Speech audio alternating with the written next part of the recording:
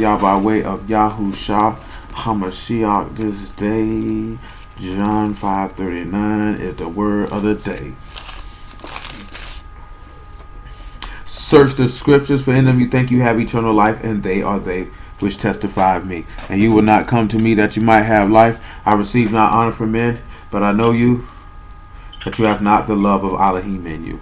If I come in my Abba's name, and you receive me not, if another shall come in his own name, him you will receive. How can you believe which receive honor one of another, and seek not the honor that come from Elohim only?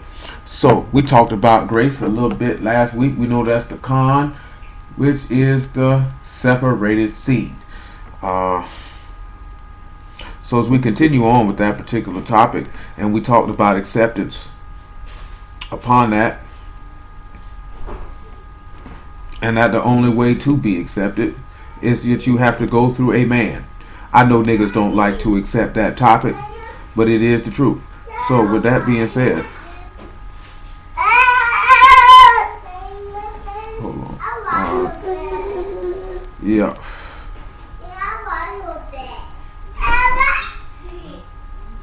So with that being said, we will go to Ephesians chapter 1 and about verse 2.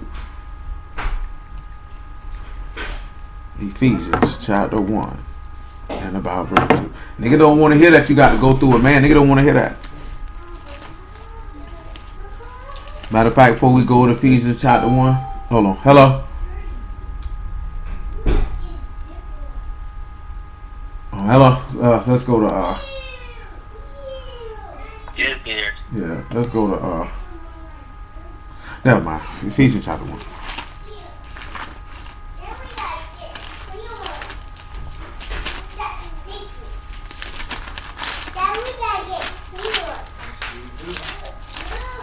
Ephesians 1 and 2, if I can get there. Let's go. Favor be to you, and shalom, from Elohim our Father, and from the Master Yahushua HaMashiach. So remember, we know it's con is favor, or to be accepted. Now another word is kanan, and that one means pity, or to have mercy upon. Same characters too. It's still same separated seed. You know what I'm saying? So we got to understand that to be accepted, you have to be a part of a separated seed. This is why he say that be unto you, because that's the only thing that the Father is going to accept, as something that is separated. We know that. Like every offering in the text has to be Kadash. Every single solitary one for him to accept it. He said if you bring him an offering with any blemishes, any broken bones, any things of this nature, it's an abomination. So you have to sit back and remember that if you're going to be a living sacrifice, then you have to be separated. Anything that you get it, it has to be sanctified. It has to be consecrated. It has to be kadesh. Whatever word you want to use for set apart. However you want to freak it, flavor it, you're saying the same thing. He said, Baruch be Elohim and Abba of our Master Yahushua HaMashiach, who have baruched us with spiritual blessings, and Shamahim in Mashiach, according as he have chosen us in him before the foundation of the world, that we should be Kadesh and without blame before him in love, having predestinated us unto the adoption of children by Yahushua HaMashiach, to himself according to the good pleasure of his will, to the praise of the esteem of his favor, wherein he hath made us accepted in the beloved. He say his favor is what has made you accepted in the beloved. So we got to look at something just on general principle. Matthew chapter 17. So he said it's his favor. It's the grace that has made you accepted in the beloved. Because Yahushua was accepted, that means that you can be accepted. We will go to 1 Peter chapter 2. And we'll pick it up at verse 1 after we read this Matthew chapter 17. See, now a lot of dudes don't like the fact, oh, you don't have to be accepted by a man. But we're going to read something in the text that would put that notion to quite a bit of shame. You understand? Quite a bit of shame. And we already started looking at this particular story. So the foundation has already been laid. We know that we can read Moses being an intercessor for the people. We can read Jeremiah being an intercessor for the people. We can read where Jeremiah said he had not stopped from being a pastor to Elohim.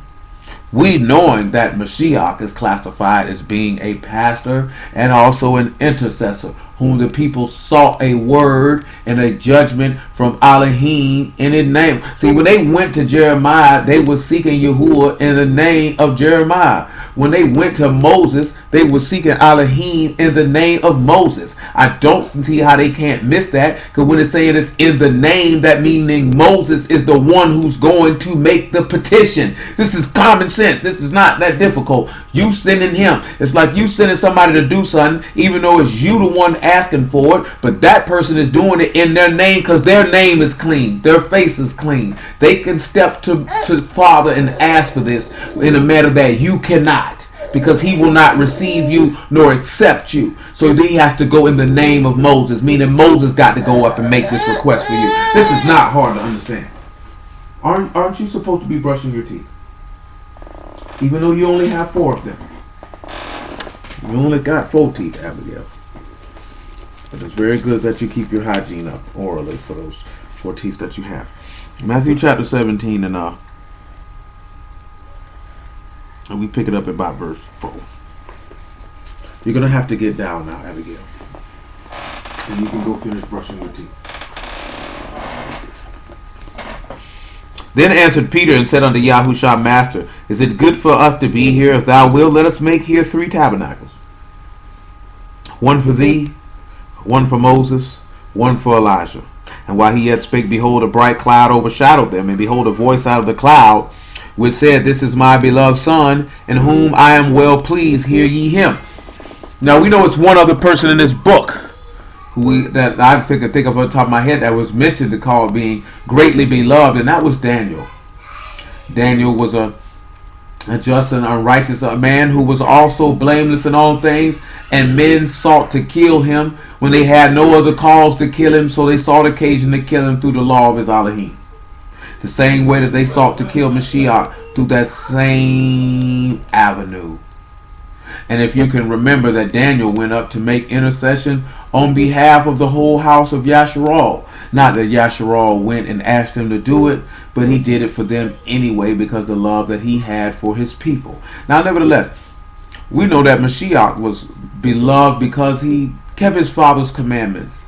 He said he knew his father's commandment was life everlasting. And everything that he bid him to say, he would say. That was the word of faith of which Mashiach had in his heart that caused him to do this. This is the reason why I said that. Let's go to hold on. Let me not get ahead of myself. The direction I want to take. Yeah, Psalms 116. Let me go ahead and do that now. See, favor leads to acceptance, and acceptance leads to quickening, and quickening leads to life, and life leads to being with Elohim. This is not very hard to understand. This is the order of how the man said it. Niggas don't like it, take it up with him. But before we get to the quickening and the great work, the acceptance, see, something has to happen to you. See, something has to happen to you.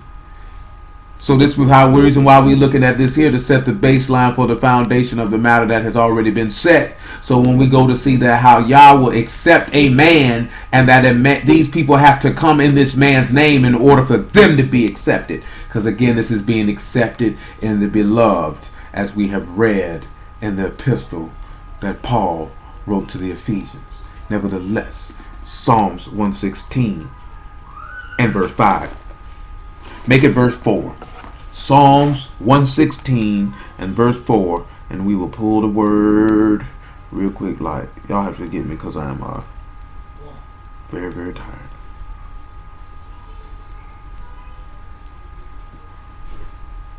So my mind is kind of off. Don't you come over here, nigga. You did it anyway. You was a hard-headed bastard. Come on. That's why your mother's a 3-legged whore. I can't say that. Well, I could have said the word had been in proper context, but then somebody would take off on that, so we can't do that. Make it at verse 1, man. It ain't gonna hurt nothing. I love Yahuwah, because he have heard my voice and my supplications. because he have inclined his ear unto me. Therefore I will call upon him as long as I live. The sorrows of death have compassed me, and the pains of hell have got hold upon me. I found trouble and sorrow. Then called I upon the name of Yahuwah. O beseech thee, deliver my soul. Gracious is Yahuwah, and righteous, yea, our Elohim is merciful. Pause. Let's go to the law. Exodus chapter 20. Some general principle. Elohim is merciful. And see, let me tell y'all something, right? Because, stupid people always claim, say, oh, the God of the New Testament is more merciful and gracious than the one of the Old, which is the dumbest thing I ever heard in my life. You know what I'm saying? Because the mercy and grace of the living Elohim, quote unquote, of the Old Testament is dominating all through the text. See, cemetery people are so wicked that the only part they focus on is the condemnation for ungodliness, because that is what they're participating in. Because if you pay attention to the text, there's just as much grace and mercy from Genesis to Malachi as it is from Matthew to Revelation. It is just as much condemnation from Matthew to Revelation as it is from Genesis to Malachi. The difference between Matthew to Revelation is there is not an execution of judgment as you can read from Genesis to Malachi. But there is just enough condemnation on ungodly behavior through Matthew to Revelation as it is from Genesis to Malachi. I don't know what these people are talking about. People do not want to deal with the fact that there is a judgment, there is a day of recompense and restitution for the ungodly, for every ungodly word they have spoken, for every ungodly deed they have committed, and every act of faithlessness that has been perpetrated throughout the dispensation of time, from the time that the world has began. See, people feel like that they can call and swear on the name of Yahuwah, but not in faith and not in righteousness, and do not think that there is a recompense for taking this man's name in vain and making it worthless and powerless, to blasphemed amongst the heathen and blasphemed amongst his own people wherever you go, for your false flagging and your false perpetrating of the righteousness of the living Elohim. Let's just keep this man's name out your mouth. Do you know what I'm saying? If you don't believe in him and you don't want to represent him in a just, set apart, upright, righteous manner, then discard this man's name from your vocabulary. Keep his name from being typed with your fingers. Do not make mention of this man's name in memes or scripture verses or anything of the like. Just leave him alone and be happy with your lot in life and prepare yourself for death. Do you know what I'm saying? And I ain't talking about just the death naturally. See, we just talking about this. There's a lot of dudes. I seen somebody say it's been a lot of death in 2017. It's a lot of death every year. Let's just be honest. You know what I'm saying? All of us know we all gonna take that ride. As DMX said, everyone know, you said we all gonna see that casket one day. You could be here on Sunday and be gone on Monday. Do you know what I'm saying? That is just the nature of life. One day you are here and the next day you are gone. And as David put it, I can go unto him, but he can't come back unto me. So the objective is to make sure your soul is prepared to meet your maker, because as we all know from what the text says, ain't no turning from sin in the grave. It's appointed unto men once to die, and then it's judgment. I just was telling them a dude that we knew killed somebody 16 years ago. Been out of prison a couple years, nigga just killed them dead. Seemed like her must have waited 16 years to put that bullet in him. 16 years to execute judgment and vengeance upon a man because of his deeds. Now I'm going to use this natural execution of wrath and vengeance of man to show you that that's how Yah operates. And he tells you that in Ecclesiastes chapter 8, that even though the days of the wicked be prolonged, it will not be well with him. He could let you slide 10 years, 15 years, 30 years. Eventually, he will see you. And he will see you when he is ready to see you. Not when you think he should come. Very, very strong thing to consider. Exodus chapter 20. And we shall grab verse 5 there, I suppose. Verse 5, I suppose. Thou shalt not bow down thyself to them, nor serve them, for I, Yahuwah the Elohim, am a jealous Elohim, visiting the iniquity of the fathers upon the children, unto the third and fourth generation of them that hate me, and showing mercy unto the thousands of them that love me and keep my commandments. Notice that he said that he shows mercy to the thousands of them that love him. Come on back to Psalms 116, because he said our Elohim is merciful and he's gracious. That means he shows pity and he has mercy. And notice again the word nigga. You don't need this. Again, the word for gracious in that particular verse, let me look at it again to make sure I don't quote it incorrectly, even though it is in my brain. But it's always good to be thorough and to double check in everything you do. Is kanun, which is gracious, which we would already know what we would get from that. Which again is a separated seed. So if he has mercy on a separated seed, that separated seed are those who take hold to that covenant. If you have not taken hold to that covenant, see, let's look at Deuteronomy 7 and 9, because he said 1,000 of him to keep his commandments. And if my memory serves me correctly, Deuteronomy 7 speaks of those who keep the covenant, who he show mercy on. And for the sake of this conversation, that's what we will look at. And indeed it does. Deuteronomy 7 and 9. Nigga, get from over here, nigga. Get from over here. Find you somewhere to play. Get you some business, man. Because you ain't got no business over here. You ain't got no business over here. Yeah, Deuteronomy 7 and 9 says what I want. Now therefore, know therefore, that Yahuwah the Elohim, he is Elohim, the faithful Elohim, which keep covenant and mercy with them that love him and keep his commandments to 1,000 generations. So notice, back to Psalms 116. He shows mercy and pity on those who keep his covenant. If you take hold of his covenant, then he can have mercy and pity on you. If you forsake his covenant, now you become a target of his wrath, if he so sees fit to execute it. So that causes us to have to consider who is that, because the only way you would separate a seed is because you've taken hold to the covenant. Because the Mashiach told you in the 26th chapter of Acts that he came to bring forth the inheritance and the forgiveness of sins of those who are sanctified by the faith that is in him. Well, we know according to the new covenant that pertains to forgiveness of sins. So therefore, if you are not a separated seed, therefore he cannot accept you, to therefore be gracious unto you, to have mercy upon you, to forgive your sins. This would mean that it would behoove all men to be born again, of which the law cannot produce. You cannot be born again of the law. Now, and we're speaking specifically to people who believe in Mashiach. We could care less about niggas who don't, because they condemned already, because they have not believed on the name of the only Son, begotten Son of the living Elohim. This means they don't actually believe in Yahuwah Elohim, irregardless of how many attestations to the fact that they do. They are a liar, and faith is not in them. I want the reason why I said it that way, because when we say truth is not in it, go ahead and get your mind trained to say faith is not in you. That's where you need to get your heart and mind focused to thinking when that term is said. Oh, the truth ain't in him. Amat is not in him, meaning firmness and faithfulness is not in him. And we just read in the law that our Elohim is the faithful Elohim. And he's also an Elohim of truth, as we looked at in previous weeks. So that means our Elohim is an Elohim of faith. So if the truth is not in you, then Elohim is not in you, because you are not faithful. Meaning if you are not faithful, you don't believe. See, this conversation right here is the conversation nobody likes to have, because see, you can somewhat amend behavior, but you can't fake. So let me tell you something, right? You can fake being righteous. I've told you this before, and it's just translated to what was spit on the takeover, and it's not just because it was Jay. It's the fact that that's a real line, as far as real life is concerned, in any situation or circumstance. It's only so long that fake thugs can pretend.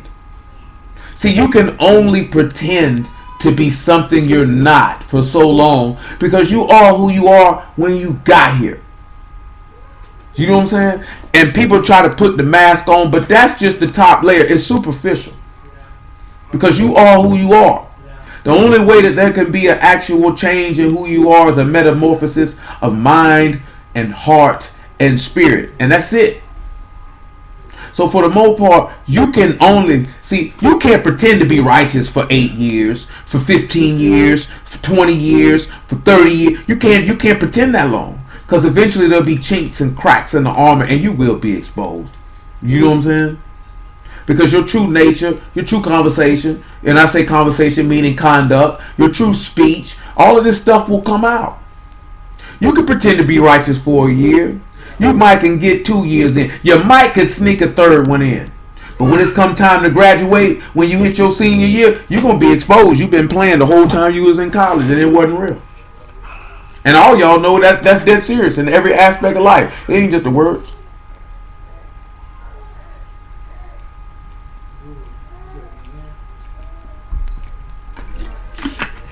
Pardon me, I had to get a cold beverage. So, nevertheless, Psalm 116. Yahuwah preserved the simple. I was brought low, and he helped me. Return unto thy rest, O my soul, for Yahuwah have dealt bountifully with thee. For thou hast delivered my soul from death, my eyes from tears, and my feet from falling. I will walk before Yahuwah in the land of the living. I believed, therefore have I spoken. I was greatly afflicted. I said in my haste, all men are liars. Now, you know, we talked about that the other day. We just going to put it on tape because I read it. Let me look at something else real quick. He said, I said in my haste that all men are liars. This is what the book say. You know what I'm saying? This ain't what I said. This is what the book said. So let's go to Romans 3. Just real quick. Just to leave a record of it. And we jump off of this and jump off real quick. Just see what the book say. Because people always thinking people, like I say, brother, say, oh, I was adding to Paul's words. That was you, sir. I can't speak. I can't make that claim. If that's the claim that you're making, I'm not mad at you. I cannot make that claim. 3 and 3. For what if some did not believe? Shall their unbelief make the faith of Elohim without effect? Elohim forbid. Let Elohim be true, and every man a liar. But hold on, this is the key point though. As it is written, that thou may be justified in thy sayings, and might overcome when thou art judged. So we need to be justified in our sayings. He said, I believed, therefore I have spoken. So the only way that we can be justified in our sayings is if we're justified by the word of faith. See, that's the hard key. That's the hard part nobody want to look at. Because we know our law talk about faith. And instead of reading it in Romans 10, where Paul quoted at, let's read it in the law itself. Let's go to Deuteronomy 30 and 9. Let's just read it in the law itself to see that you given a commandment of faith. Let's get up all this stuff with all these niggas screaming, and let's make sure we believe in our Elohim that we may be accepted. Now we're gonna deal with the fact that he said that he was afflicted. Make that 30 and 10. Get out of here. Go. You bastards.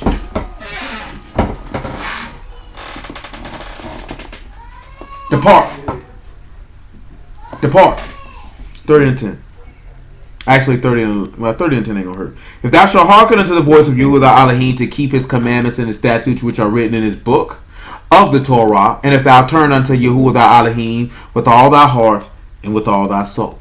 For this commandment which I have commanded thee this day is not hidden from thee, neither it is far off. It is not in Shamahim that thou shouldst say, who shall go up for us to Shamahim and bring it unto us, that we may hear it and do it. Neither is beyond the sea that thou shouldst say, who shall go over the sea for us and bring it unto us, that we may hear it and do it. But the word is very nigh unto thee, in thy mouth and in thy heart, that thou may do it. So the word of faith is right here. It's contained right here in the law. Because if you believe, then therefore you will speak. But the thing is, though, he said he was greatly afflicted in the midst of that. Let's go back to verse 12 of Psalms 116. What shall I render unto Yahuwah for all his benefits towards me? I will take the cup of salvation and call upon the name of Yahuwah. I will pay my vows unto Yahuwah now in the presence of all his people. Come on, Pablo. Let's go. Precious in the sight of Yahuwah is the death of his Kadeshim. O Yahuwah, truly I am thy servant, and the son of thy handmaid. Thou hast loosed my bonds. Well, we need to look at how he's the son. Who is Yahuwah's handmaid? Does anybody have any idea who is Yahuwah's handmaid?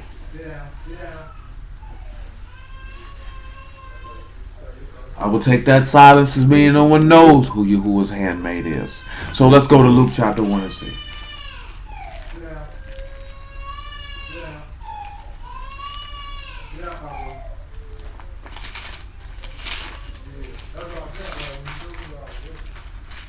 Luke chapter 1.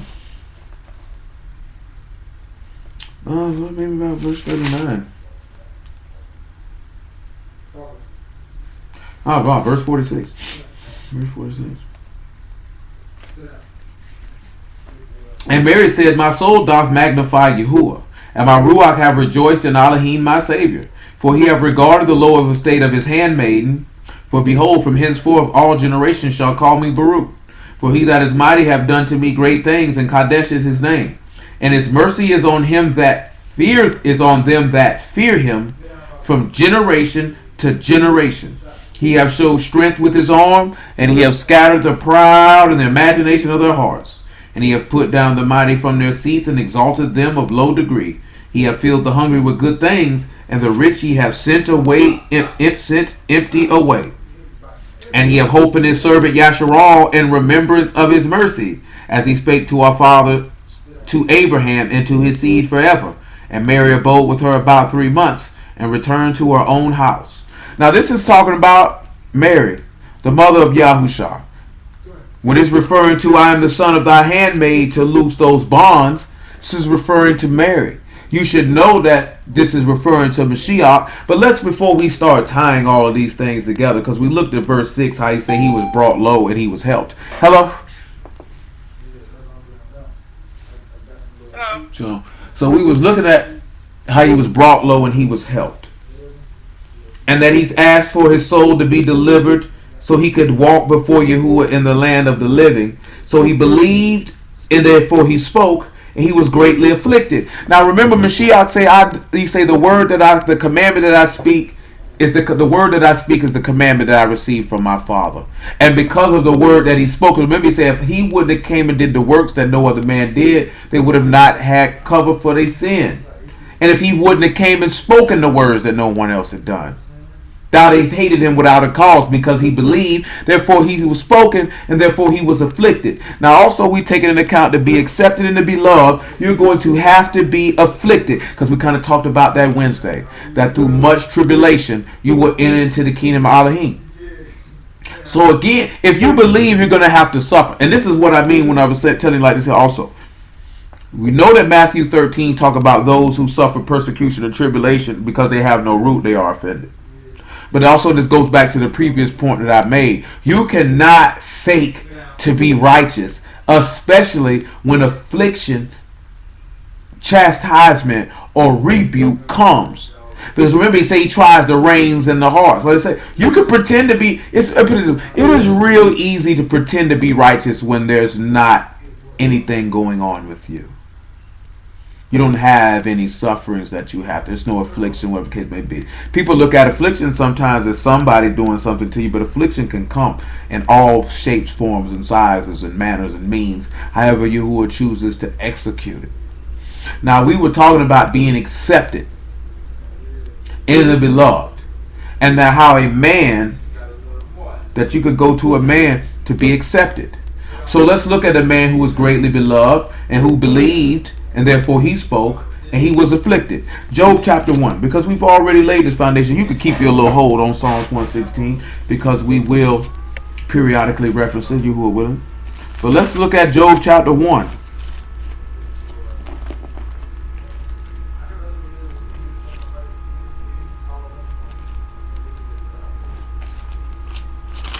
So, again, we're talking about being accepted.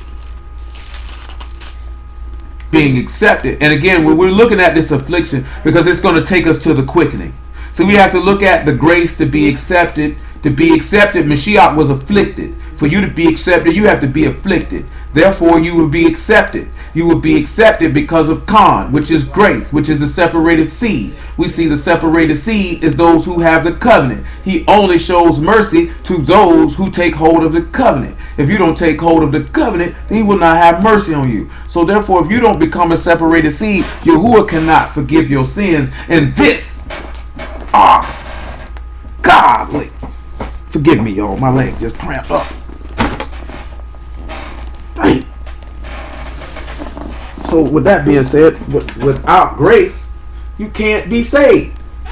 And you can't get this from the law. The law does not necessarily make you a separated seed, nor does it make you be accepted.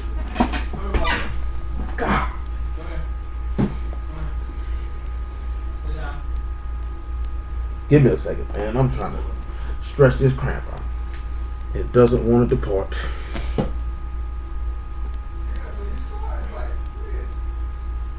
Yeah, I'm a little dehydrated.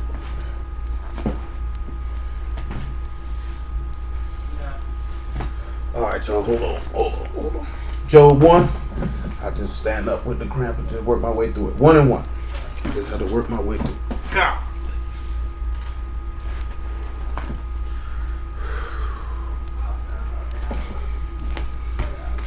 Job 1 and 1. Hold on.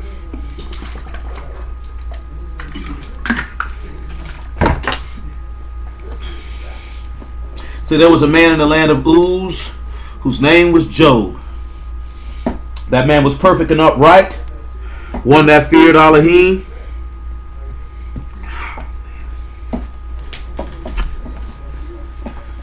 One that feared Elohim and eschewed evil. And there was born unto him 7 sons and 3 daughters. His substance was of 7,000 sheep, 3,000 camels, 500 yoke of oxen, 500 she-asses, and a very great household, so that his name was the greatest of all the men in the east. So we see that Job is a perfect and upright man. This is a just man. What would make him perfect and just? It would be by his obedience to Yah's word, of course. Dang, this cramp won't go away. Let's look at some of the afflictions that occurred unto him. Let's drop down to verse 6.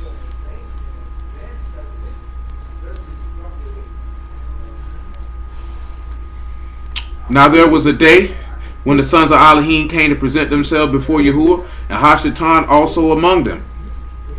And Yahuwah said unto Hashatan, Whence comest thou?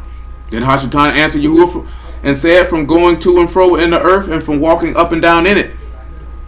Yahuwah said unto Hashatan, Hast thou considered my servant Job? There is none like him in the earth, a perfect and upright man, one that fear Elohim and eschew evil. Dang.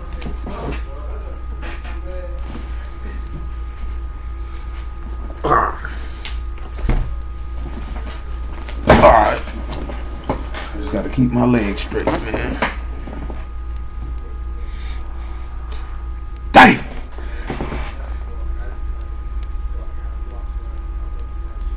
Dang. This nigga here, man, you going through all these deaths, man. Dang.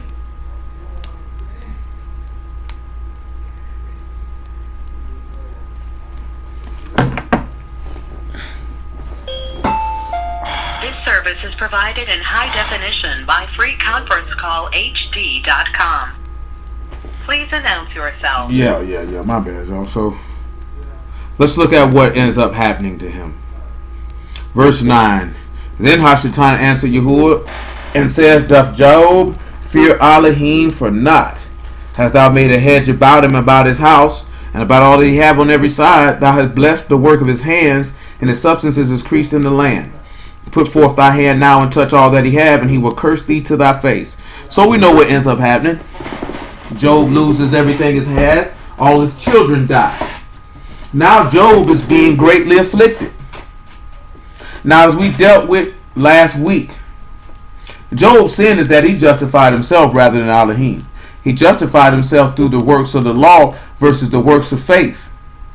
And we know that Job ended up repenting because of his behavior. We read that last week, so there's no need to rehash that unless anyone doesn't remember. But we looked at several different places, especially where Eliyahu, the young man who rebuked Job for his self-righteousness, because it says that Job was righteous in his own eyes. Why was Job righteous in his own eyes? Because he knew that he feared Elohim and eschewed evil. And he kept this man's commandments. But he said it wasn't just for a man to justify himself in Elohim.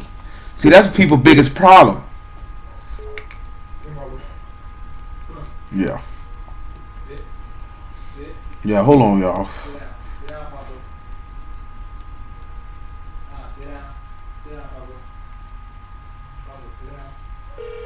Oh my God.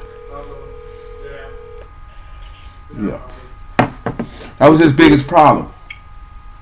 And that's our biggest problem to this day. See, we don't want to be accepted in the beloved because we want to be accepted in our own eyesight. You know, everybody's favorite verse is, "Our righteousness are as filthy rags." Christians love to throw that out there when you talk about keeping Yah's commandments. And to a certain extent, they are correct. Because your righteousness is a filthy rag. So you have to do this. Romans chapter 13. And then after that, Job 42. Romans 13 and 10. And then also, too, at the same token, which is correct to a certain extent, dudes like to minimize the actual faith in Mashiach by just saying he was our example to show us that you could keep the law perfectly. He was not just, an example of keeping the law perfectly, because the text says what? Matter of fact, pause before we look at Romans 13. Let's look at the example that he told you to follow in 1 Peter chapter 2. And I know I called for 1 Peter 2 and 1 and we ain't got there. But we'll get there eventually. Well, 2 and 1. 1 Peter chapter 2 and verse 21. Look at the example that it says of Mashiach to follow so that you could take hold of the covenant and be accepted. Niggas just like that cop out. He kept all the commandments. He's our example. He did keep all the commandments. But that's just not the example that you're supposed to be following, that alone. Because you had men who came before Mashiach who did the same. The only difference is they didn't do it from the day they were born to the day that they died. Nevertheless, for even hereunto you were called, because Mashiach also suffered for us. Notice the key thing, he suffered for us. So he was afflicted, he believed, therefore he spoke it, and he was greatly afflicted. So the number one key thing that you're going to have to look at is there's going to have to be some level of faith with you. In the example that you... Let's look at the things that said for you to follow. That you should follow his step, who did no sin. This the first thing he told you not. This the first example you need to say is not to transgress the man's word. This the first thing the example he mentioned. Let's look at the next thing he said. Neither was guile found in his mouth. And you don't tell no lies. You're not deceitful. You're not running game. Who, when he was reviled not again. So the next example is when people talk greasy, you don't say nothing back. That you can follow what's in James chapter 3. You can control your tongue. Because if you can bridle your mouth, you can control your whole body. The book says if a man cannot bridle his own tongue, his religion is vain. Which it takes you back to the things that's mentioned in Psalms. He said, I was quiet because thou was. He didn't speak. Do you not notice the times that when these people were talking trash to Mashiach, that he was dead quiet? And they was like, he ain't saying nothing. And he just sat there and looked at them as if they were stupid. The reason being for this is this, and we talked about this in the past. It's the same thing as when Jacob let his righteousness speak for him.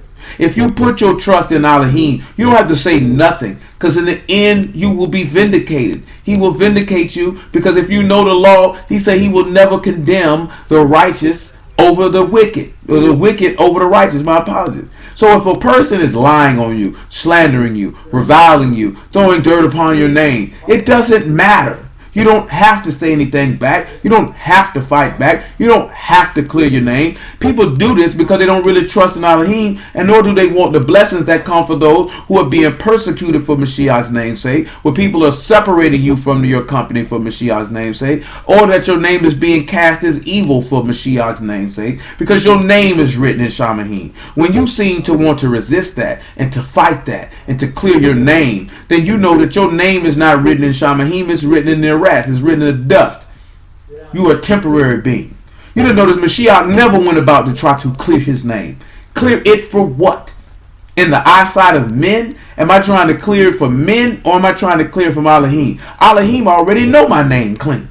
My Elohim already know my name is clear. He will justify me in a time appointed for his sake.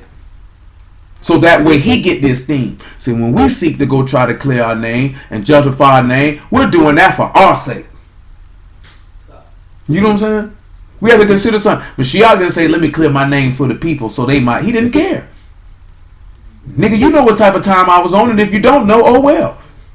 Y'all knows. So I don't care what you say about me. I'm not going to say anything back. Let's look at the next thing he said. When he suffered, he threatened not. Now this is also taking an example when we look at Job. Because Job's friends were talking reckless to him. He did not threaten them. He did not revile them. He didn't come at them in any sideways ways. But he got caught up in the means of trying to justify himself in the eyesight of men. Because how can you believe which seek honor one from another and not the honor that comes from Elohim only? And that comes from the lack of grace and the lack of faith, because you want to be justified in your own eyesight by seeing how much you keep this man laws. That's what Job was doing. Job is an example of 5:44 of John. He's an example of that. Because he was trying to get honor in his friend's eyes. Because that's why Elihu say you trying to justify yourself with answers for wicked men. You trying to justify yourself to these niggas for. You knew what you were doing. Why you need to prove it to them? Who are them? Who are they? They're no one. He say, but committed himself to him that judged righteously, whose own self bare our sins in his own body on a tree, that we being dead to sin should live under righteousness, by whose stripes ye were healed. Notice what he said? He committed himself to him who judges righteously. That's faith. That one will cause you to be accepted. See, at the end of the day, that's not what Job did. He committed himself to himself. So let's swing up to the top of this chapter, since we're here, 2 and 1 of the same chapter of Peter. Now we talking about being made perfect. If we want to be made perfect or complete or whole or mature and upright and just in Mashiach, then these are the things that we have to look at. Because if you walk in justly, the book say all that live godly in Yahushua HaMashiach shall suffer persecution. So niggas is going to say what they going to say. Niggas going to throw all manner of dirt on your name. Niggas going to do whatever. You just got to keep moving. Because y'all gonna expose who wicked and who's not. Every single time. You look at sometimes, niggas be throwing dirt on your name because they feelings be hurt. You done said something they didn't like, it hurt their feelings, they mad. You know what I'm saying?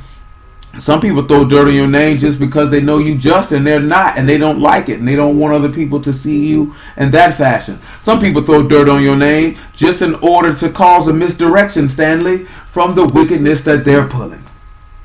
Because they don't want anybody to happily glance their eyes over to check what they're doing. This is bottom line. And last and certainly not least, some people just hate all righteousness. And if they see any manifestation of righteousness in any man or woman, they will seek to destroy it. That is the reality of the situation. So if you are a person who says, I trust in Yahuwah, I believe in Yahushua, I believe the testimony, I have received the testimony, and his word rests in my heart, and I in it, then what need do you to have to prove yourself to anyone? What need is it that you need to revile back to someone who reviles you? What need is it for you to threaten someone because they threaten you? At that point, you're committing yourself to yourself and not to him who judges righteously. That's the difference between grace and law, faith and unbelief. That's the difference. But see, a nigga will say that's weak. The text say that's strong. Who are we to believe? Nevertheless. Wherefore, laying aside all malice and all guile and hypocrisies and envies and all evil speakings, as newborn babes, desire the sincere milk of the word, that you may grow thereby. If so be you have tasted that Yahuwah is gracious. Or Kanun, have you tasted this? If you have tasted that he is favorable and that he is merciful and that he is pity and that he has pity, then you should know that you should desire this sincere, this tamaim, or this innocency, or this just and blameless word, that you might grow by it. See, a lot of men have not tasted that Yahuwah is gracious, and that's why their growth got stunted. See, like I say, right, and I'm speaking for me, a lot of niggas don't like me. I could give 2 Londons. Nigga don't like a nigga because I'm not saying the things that would make me be accepted in their circles. See, I won't be accepted in the Christian circle because they say he preaches the law. I won't be accepted in the Hebrew circle because I don't wear garments or fringes. I don't give myself a name, and I could care less about any of that junk that they spit. Then they'll be like, he talk about Mashiach, and he talking against the law. So I won't be accepted on that end either. And truth be told, praise be to Yah for Yahushua, because that's how I like it, because I don't want to run with none of these niggas. You know what I'm saying? Because most of these niggas is lame. They're not doing, I say lame, meaning they're not doing it for the right reasons. They're not doing it for the saving of the soul. What else are we here for? I just mentioned this. It's a lot of dudes in the city got murdered in the last 7 days. You know what I'm saying? Just last 7 days. I ain't talking about people who just died. We're talking about murders. So while you niggas is running around spitting this, that, there, and the third, it's niggas around here with all manner of wickedness in their heart, executing all manner of iniquity all across the land. And all you niggas want to argue about is the same weak arguments that I've been hearing for the last 8 years that will not make anyone's soul be made alive. At the end of the day, the reason why I mention these people being murdered, people dying, because now their lives are over. And if they had not repented under Elohim, it's too late for them. If they had not turned from them sins and believed on Yahushua, as the scripture has said, that out of their belly might flow rivers of living water, they going to hell. And that's a hard pill to swallow. Because don't nobody want to hear that about their own people. But it is what it is, man. They going to hell. And then you got to sit back and look at yourself. If y'all punch my ticket tonight, would I be joining them? Then and then at the end of the day, that makes you sit back and look at saving my soul is all I really care about. I don't really care about all this other stuff. All the other stuff is irrelevant. Some stuff is good for cannon fodder and conversation for 2.5 minutes. But at the end of the day, that stuff don't really matter because my soul needs to be saved. This is all your mind need to be fixed on. My soul needs to be saved because niggas got put in the ground today. Somebody died just now. Somewhere in the world. Somebody just died as these words are coming out of my mouth. And now their journey on this planet is complete. Their book in the chapter, their chapter in the book of Elohim is closed. Now they're preparing to be judged. Now y'all forbid that any one of us, when our chapter is closed, that our name is not written in this man's book. That's just something for us to consider. Because remember we read in Psalm 116. He said the death of his Kadeshim was precious. It's precious in his eyesight. It means something to him. You just ain't no regular person. Because he said he had mercy on those who love him and who fear him. This is something you got to sit back and look at. See, niggas just talk. But we talking about what this text says. And what's the purpose and rhyme and reason. And of course the word for precious in that verse in Psalms 116 is yakar. And it's valuable, it's wise, it's radiant, it's weighty, it's precious, it's rare. It's rare. You're rare. A Kadeshim is rare. People like to use the terminology real is rare. But Kadeshim are even rarer in the construct of reality. That's rare. So if you find the Kadeshim, then you would ought to deal with them because you're a rare breed. There's not many of you. That's why your death is precious in his eyesight. It ain't a lot of you. And that's crazy because it's a lot of people who deal with this book. But he said that his Kadeshim are rare. It's not a lot of you. Oh man. He said, to whom coming as unto a living stone, disallowed indeed of men, but chosen of Elohim and precious. Ye also are as lively stones, are built up a spiritual house, a Kadesh priesthood, to offer up spiritual sacrifices acceptable to Elohim by Yahushua HaMashiach. It said these spiritual sacrifices have to be acceptable to Elohim by Yahushua. So when we swing to Job 42, then we're going to see some sacrifices that are acceptable to Elohim by Job. Which is showing you, these men couldn't come sacrifice on their own. He said, I ain't accepting them. I'll accept this one so you can be accepted in the one who I love. Which is pointing us back. And this is all pointing you to grace. These men were not justified by no keeping of the law. These men were justified by the grace or the mercy and the pity and forgiveness of Elohim in this particular verse. No law was necessary. But they don't like that conversation. Job 42:7. They don't like that conversation. Because the conversation of faith make niggas uncomfortable. It really do. It make niggas uncomfortable. Niggas don't like to have that conversation. And if you notice that when Mashiach had that conversation amongst the people, they got uncomfortable. You think that was by accident? It makes people uncomfortable. Because they skirt get pulled up to show they don't really trust in Yahuwah. They don't really believe in Yahuwah. It's just talk. I'm telling you right now. You find you a man that believe in Yahuwah, you better stick close to him. You find you a woman who believe in Yahuwah, you better stick close to her. You find friends who believe in Yahuwah, you better stick close to them. And Yah willing, you raise your children to trust in Yahuwah. If you don't raise them to do nothing else, if you don't raise them to do nothing else, raise them to trust in Yahuwah. If you don't raise them to do nothing else. Nothing else. Everything else will fall into place right after that. Because remember, he told you that. Seek Elohim and his righteousness. All these things be added unto you. So you need to teach your children that. That's what he taught Yahusha for his son. If he said, train up a child in the way that he go, he wouldn't depart. And he say, the word that I speak is the commandment that my father gave me. And I know his commandment is life everlasting. He taught his son to believe and trust in him. So teach your children to believe and trust in the man who you believe and trust in. Because that's rare. Kadeshim are rare. They're very, very rare. And he already told you that in another place. It's like precious jewels. You rare. Ain't a whole bunch of y'all. Millions upon millions of people who preach the word. Well, they preach the word. Who profess the word, I should say. On the Hebrew side of things. And even in amongst of that number, it's only a small amount that are actual Kadeshim. That are rare breeds in his eyesight. That's hard. And it was so that after Yahuwah had spoken these words unto Job, Yahuwah said to Eliphaz the Temanite, my wrath is kindled against thee and against thy two friends, for you have not spoken of me the thing that is right, as my servant Job hath. Therefore take unto you now 7 bullocks and 7 rams, and go to my servant Job, and offer up for yourselves a burnt offering, and my servant Job shall pray for you. For him will I accept, lest I deal with you after your folly, and that you have not spoken of me the thing which is right, like my servant Job. So Eliphaz the Temanite and Bildad the Shuhite and Zophar the Naamathite went and did according as Yahuwah commanded them, and Yahuwah also accepted Job. Notice that he said that Job will pray for you, and he will accept Job, which means they had to approach unto Yahuwah in the name of Job.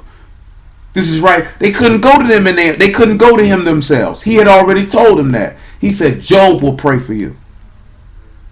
So when we read this in Hebrew chapter 7, we see a justification of how to be accepted, how grace come in, how you accepted in the beloved in order for you to be accepted of Elohim, because Yahusha is the one who Yahuwah accepts. And then we will go to Romans 13 after this. See, some people say you're stretching the text.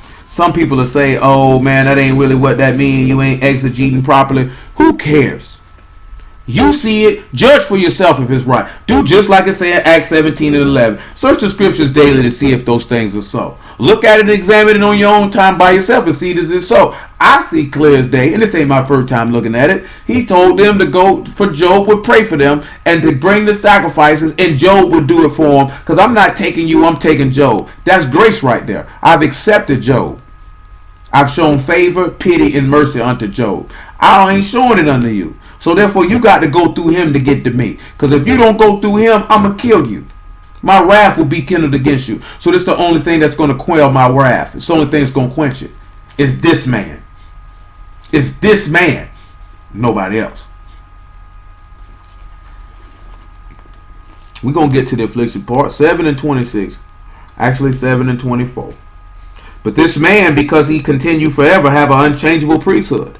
Wherefore he is able to save them to the uttermost that come unto Elohim by him. His 3 friends came unto Elohim by Job. He was able to save them, because without him they would not have been saved. Seeing he ever lived to make intercession for them.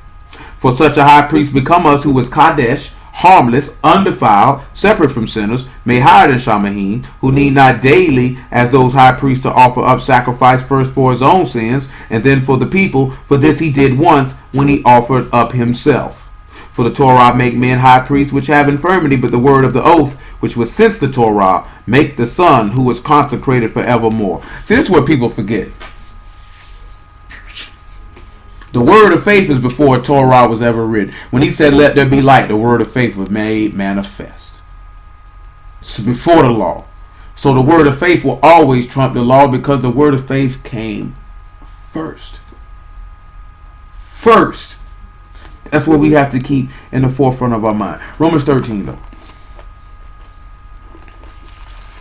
Because the only way you're going to be accepted, and also we also see that again also in the law with Jacob and Esau. This is why that Jacob put on the goat hair. Because Isaac was only going to accept the firstborn. Because you got to remember, Esau was the son that the father loved. Esau was the son that the father loved. So in order for Jacob to be accepted and receive the inheritance of the blessing, like we read in Ephesians chapter 1, he had to put on the beloved in order to be accepted. He had to put on the hair. He had to pretend to be Esau in order to be accepted. There was no law there. There was no Sabbath keeping. That's not what got it accepted. It was the love, the mercy, and the pity of the Father is what's got this man accepted. This is what grace is about. Because this, again, it's a separated seed. There were two seeds struggling in this woman's body. One was separated to rule over the other. One is greater than the other. Separated seed. And we can read that in Romans 9 too if we so choose. Romans 13 though. I guess we can use verse 8. Owe no man anything but to love one another. For he that love another hath fulfilled the Torah. For this thou shalt not commit adultery, thou shalt not kill, thou shalt not steal, thou shalt not bear false witness, thou shalt not covet. And if there be any other commandment, it is briefly comprehended in this saying. Man, nigga, move!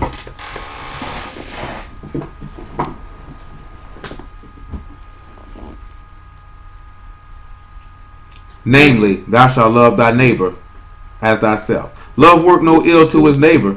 Therefore, love is the fulfilling of the Torah. And knowing that the time that now it is high time to awake out of sleep. For now is our salvation nearer than we believed. The night is far spent, the day is at hand. Let us therefore cast off the works of darkness, and let us put on the armor of light. Let us walk honestly as in the day, and not in rioting and drunkenness, not in chambering and wantonness, not in strife and in envying. But put you on the Master Yahushua HaMashiach, and make not provision for the flesh to fulfill the lust thereof. And that's the only reason why I mentioned Jacob and Esau. Because in order for you to be accepted, you have to put him on. Now we mentioned earlier about the son of the handmaid. Let's go back to the son of the handmaid real fast in Psalms 116 and verse 16. We also read where he said, that he would take the cup of salvation. He delivered his soul from death that he might walk in the land of the living. So therefore, we have to look at something. We have another word, but I will deal with that word when we're all in person. And that is the word for seed. I will not deal with the word for seed tonight. We will deal with that, Yahuwah willing, on the morrow when everybody is present. But we're going to look at verse 16. O Yahuwah, truly I am thy servant, the son of thy handmaid, thou hast loosed my bonds. Now we've already established that the son of the handmaid is Yahusha, and that handmaid is Mary. We can see that from Luke chapter 1, starting at verse 46, that we read with the song of Mary, or the prophesying of Mary, because that's what a song is a prophecy, and that's what she did. This is the handmaid, because the key thing that you're looking at is the loosing of the bonds. Now, before we look at that, what I just mentioned. Oh, I hadn't mentioned it yet. Let's look at Galatians chapter 4, verse 1, and then Proverbs 11 and 16.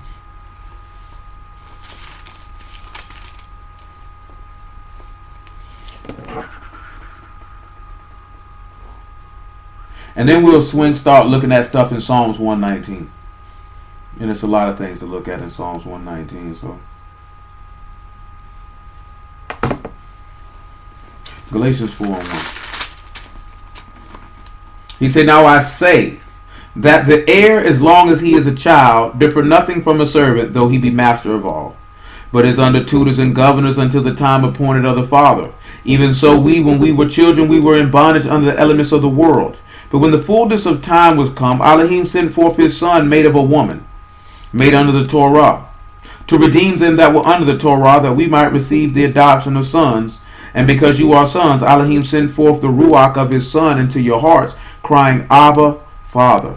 Wherefore thou art no more a servant, but a son, and if a son, then an heir of Elohim through Mashiach. Now before we actually do that, in Proverbs 11, Remember, it says she was made of a woman. But we have to tie something that we've already started and completed. Let's look at Deuteronomy 32. And then we'll come back to Proverbs 11. So we can wipe something off our slate. Let's go ahead and wipe Deuteronomy 32 off our slate. Or one particular matter in Deuteronomy 32. And that is verse 6. And then that's something in Isaiah 63. We got to wipe that off our slate.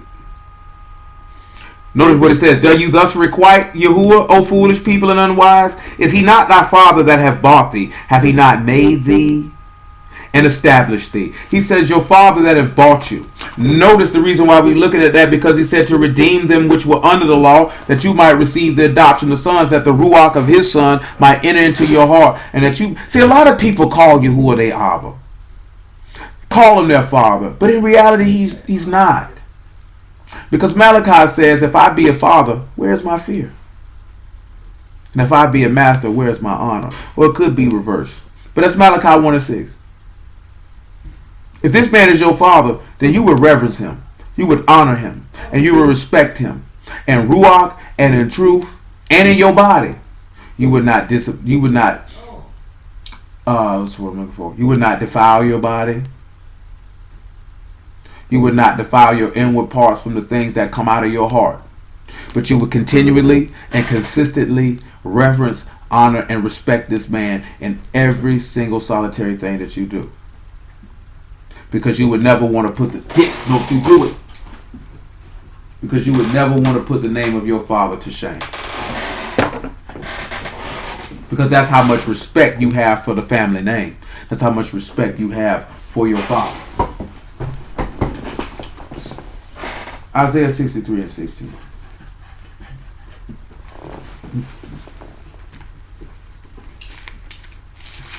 Make me cramp again.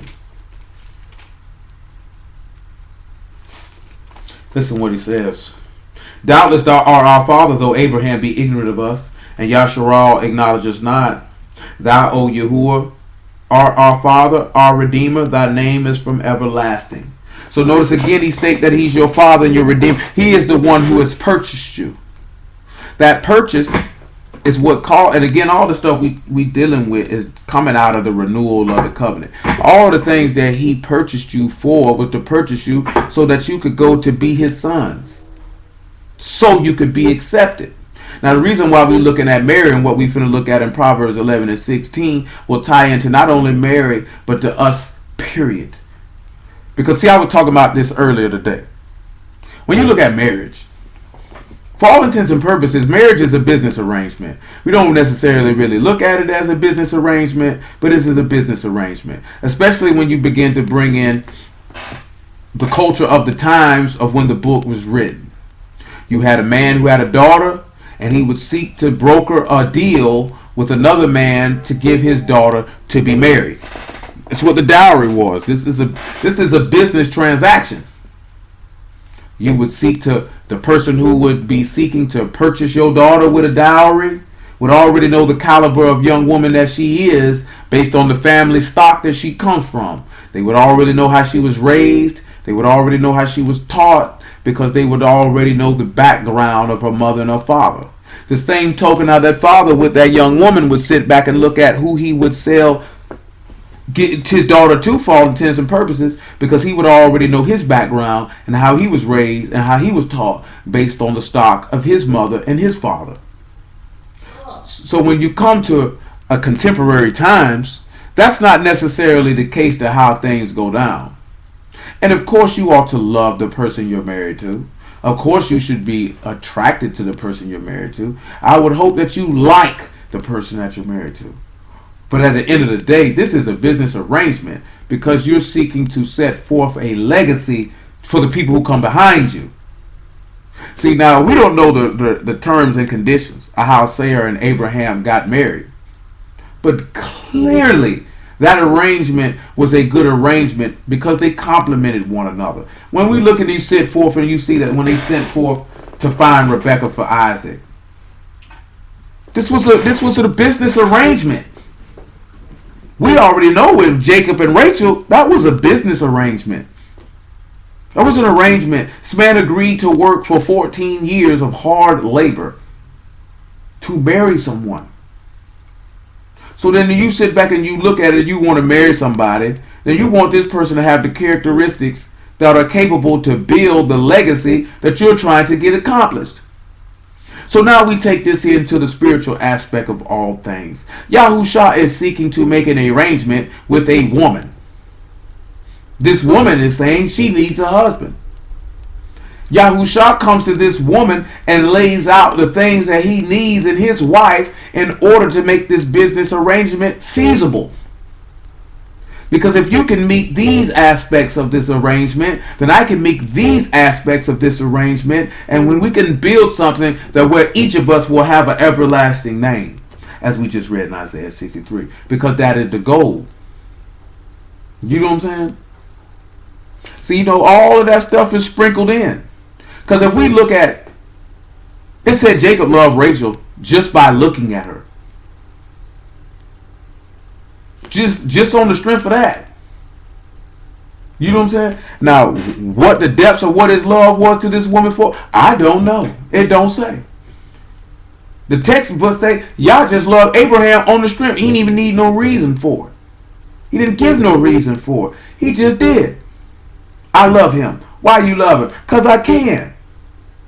That's it. See now living in America, and there's nothing wrong with romance or any of these type of things. They make us focus more upon those things than anything. So then you're not necessarily focused on choosing someone that you can build something to accomplish your objective. Clearly, based on the men that Yahuwah chose, these were men whose hearts he already searched and know that these men could allow him to accomplish his objective. See, that was his first and foremost reason for choosing these men, clearly based on what we can read in our records of these men. Not my personal opinion or thoughts. We can see why he chose Abraham based off Abraham's works. We can see why he chose Isaac based on Isaac's works. We can see why Isaac wanted Rebekah. Well, even why Yah would choose Rebekah for him based on her works, how she moved when it came time to getting Jacob the blessing, when Yahuwah told her it was Jacob's to begin with, and how she moved. We can see why Yah chose Jacob. We can even see why we can even see why Jacob loved Rachel. Because when it came down to it, this woman took her father's idols and hid them and acted like she was on her period, so these things would get from out his house. This is how strong of a woman that she was. So you could see that based off their works, why certain people he chose to do certain things. Because he had already searched these people's heart out. These people would allow his objective to be accomplished. See, that's why he say he don't look on the outward appearance as men do. He look upon the heart. Because we'll choose people for stupid reasons and then get upset with them because these people were not the type of people that we needed to choose to get our objectives accomplished. You know what I'm saying? Then we get mad with them. We should be mad with ourselves for not being discriminatory enough. I'm talking about myself included. Not being discriminatory enough all the way through on choosing someone that can allow. This is why y'all was upset with picking Saul. Because Saul was an idiot. This nigga's not going to allow me to obtain my objectives. I'll turn from making him king. I shouldn't even pick this nigga. This nigga right here. I picked a goodly man. This, that, that, and the third. But of course he did that for a reason. Because when he came back around and he picked David, and the people were looking at David and saying David does not fit the physical stature that I think a king should have. He had the heart of a king. Though Saul had the looks of a king and the superficial machinations of a king that the people found delightful, he had the heart of a court jester. He had the heart of a fool. This man will not allow my objectives to be accomplished. But I needed to take y'all through that particular situation so you can learn and see that. So that when I raise a man who's a man after my own heart that can be able to fulfill my objectives, then you will understand the difference. And you'll be able to manifest it and see it and cleave unto that. This is why the people came to David and said, we're your bone and your flesh. And we will do what you say. This is why you have to look at that. Look at his plan and look how he moved. So you can see the difference between a wicked nigga and a just nigga and cleave to the just one. Because the just one is going to allow my objectives and my will to be fulfilled. Not like the idiot. Because the idiot ain't going to lead to nothing but destruction. Nevertheless. Now, let's go to 1 Corinthians chapter 6. We're just looking at the purpose of purchasing. And then we swing ourselves back to Proverbs 11. It's just something for us to consider. Because when we look at grace, grace was extended unto Saul because Yah accepted him when the people rejected him.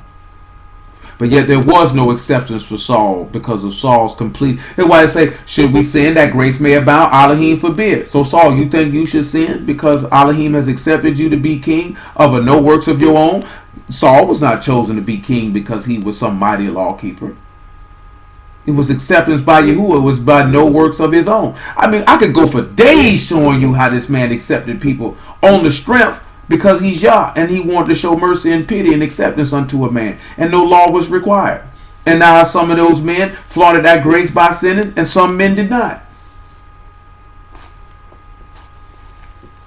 It was grace that Solomon was accepted to be king. What law did he keep? He was chosen to be king in the womb. That's great. He was a separated seed in the womb. He was a man of rest. It was already stated. Now I'll be his father and he'll be my son. And he'll sit upon my throne and be a man of rest. I've chosen him. I've separated this seed unto myself. I've shown grace unto this man. There was nothing that he had done. It's that men may know that my name is Yahuwah Elohim, the creator of heaven and earth, that all men may fear me and serve me in righteousness and justice all the days of their life. This stuff is not hard to understand. People don't understand it because they don't believe and never intended on believing. They just want to do something and throw y'all name out there periodically. 1 Corinthians 6 and 19. What? Know ye not that your body is the temple of the Ruach HaKodesh which is in you, which you have of Elohim, and you are not your own, for you are bought with a price. Therefore esteem Elohim in your body and in your Ruach, which are Elohim's. So knowing that you have been purchased with the blood of Mashiach, he bought this body with his own blood to redeem you, to cause you to be sons. This is the grace which causes you to be accepted. So we're going to look at something in Proverbs 11 and 16. Because the reason why we're looking at this here, because we mentioned Mary. So we have to work this back with Mary. And of course I've loosely mentioned Rebecca and Rachel. Because we mentioned these men, but we can't never forget these women, because these women are just as instrumental in the mystery of Mashiach as the men are. So Proverbs 11 and 16. A gracious woman retain honor, and strong men retain riches. Now we talk about riches Wednesday too. That's another reason why we picked this particular thing. But again, that word for gracious again is con, and it's favor, it's grace, it's elegance, it's acceptance. So an accepted woman will retain her honor. Think about that. An accepted woman will retain her honor. This is what she's going to do. When we look at retain, that word is tamah, and it's for you to hold, support, grasp, lay hold of. Lay hold of. See, a lot of us don't sit back to think about laying hold to salvation. Because this is what it says that a gracious woman will do. This is what it says a gracious woman will do. She will retain honor. So an accepted woman will retain honor. When we look at Mary, and let's go over here to 1 Timothy chapter 6, about verse 15, or verse 12, and then we'll go to Hebrews chapter 6 and about verse 14. So this is how an accepted woman will retain her honor. See, Mary was an accepted woman. She retained her honor because when Joseph saw that she was pregnant, he thought she done stepped out. But she retained her honor because that Malachim came to let him know, man, take your wife, man. What she has in her is of the Ruach HaKodesh. She ain't stepped out on you. And the reason why I mention this is now we have to look at this and translate it to Yasharal, because we are that woman. We are that accepted woman, and we need to retain our honor. Then you can also accept that to any woman, period. I'm talking about a natural woman. If you have been accepted in the beloved, meaning you have accepted the testimony of Mashiach or accepted his sacrifice to say that he could stand in your stead and to pray on your behalf, then retain and lay hold onto your honor, which is to lay hold on the faith or lay hold onto him. Because remember, the book tells you a virtuous woman is her price is far above Ruth. This is very, very valuable. She's very, very valuable asset. You will not find an asset like this hanging out anywhere. Which takes us back to how you say the Kadeshim are precious. Because just like a virtuous woman, the Kadeshim are rare. They're not just out here on every corner. Because if virtuous, because all these women claim to be virtuous women, it's too many of y'all niggas. Because the book say, who can find one? So let you niggas tell it, you niggas everywhere. You know what I'm saying? Because the book say who can find one. I mean, you got to look hard. You got to look real hard to find one. And if he say precious are the Kadeshim in his sight, or that they're weighty, or that they're rare, then it ain't a lot of faithful men out here neither then. But the book say every man declare his goodness, but a faithful man who can find. So that means who? Shoot, it ain't a lot of you niggas either. But let these niggas tell it, all of them is. So somebody lying. Somebody's lying. Either the people lying or the word lying. And we already know the book said, all men are liars. Elohim is not a man that he should lie, nor the son of man that he should repent. So when Paul say, let Elohim be true and every man a liar, that means he man lying. That's why Paul said, if the truth of Elohim abound unto more than my lie, then why am I judged the sinner then? Because if it's about Elohim, it cannot be stopped. It cannot be, you know what I'm talking about, period. If it's not an Elohim, he going to tear it down. It's going to fall to pieces. Nevertheless, 1 Timothy 6 and about verse 12. What is that? Yeah, verse 12. Yeah, verse 12 is good. Fight the good fight of faith. I got to get to this quickening part. It's 10:17. I got time though. Fight the good fight of faith. Lay hold on eternal life, whereunto thou art also called and professed a good profession before many witnesses. I give thee charge in the sight of Elohim, who quicken all things. Look what he said. He quickeneth all things before Yahushua HaMashiach, who before Pontius Pilate witnessed a good confession. See, what that good confession is, that was Pilate standing, I don't find nothing wrong with this man. And he was able to make people alive because of this. Because let it be known, this is a just man. This man ain't did nothing. And see, that's the key thing of what I mentioned to you earlier. Look at how y'all did it. Yahushua didn't have to come out and say he was just and he ain't did nothing wrong. He let a sinner do it. Not on the top of a sinner, a stranger, to speak up on his behalf. This is a good man.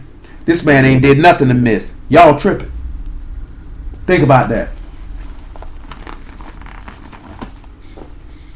That thou keep his commandments without spot, unrebukable, until the appearing of our master Yahushua HaMashiach, which in his times he shall show who is Baruch and only partner, Malik of Maliks, master of masters, who only have immortality dwelling in light, which no man can approach unto, whom no man have seen nor can see, to whom honor and power everlasting. I mean, he say ain't nobody. He say he the only one got immortality. Can't no man approach unto this. These niggas can talk to their butt can't fly, but they lying.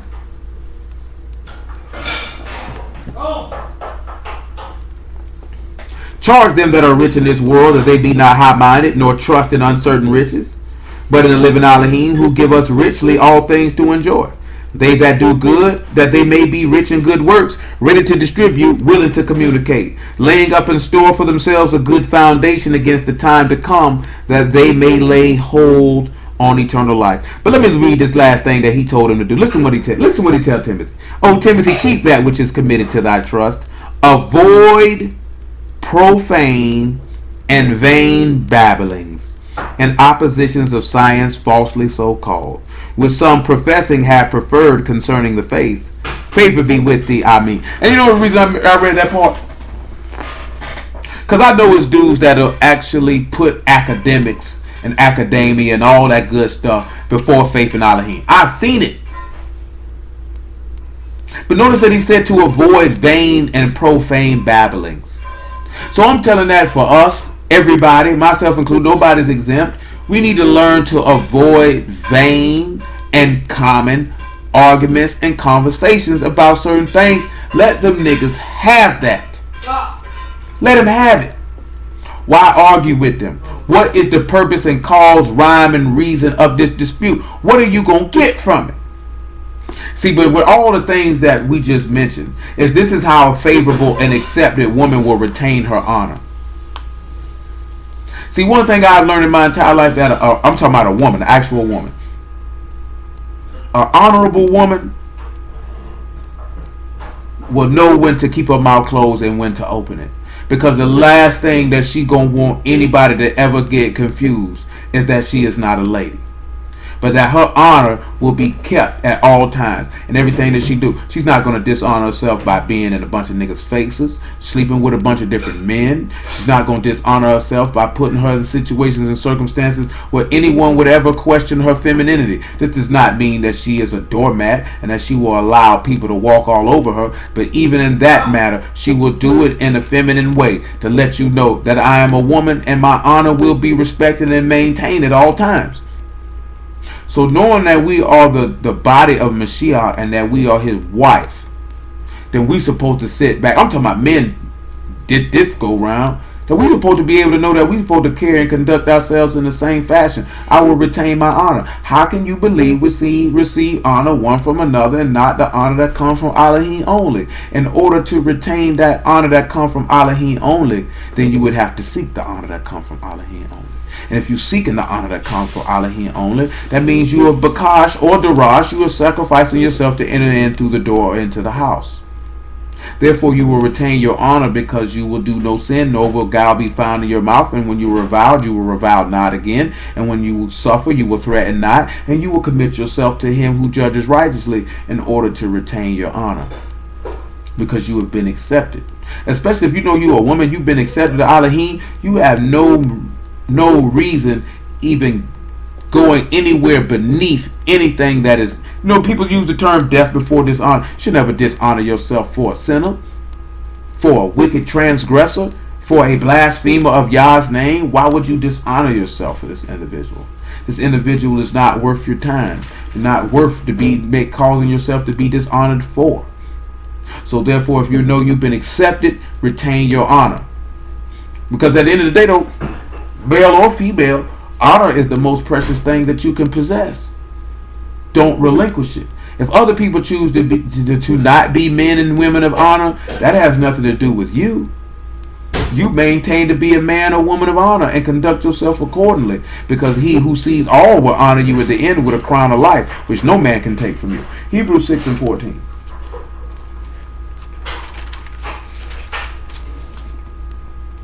Make it 13.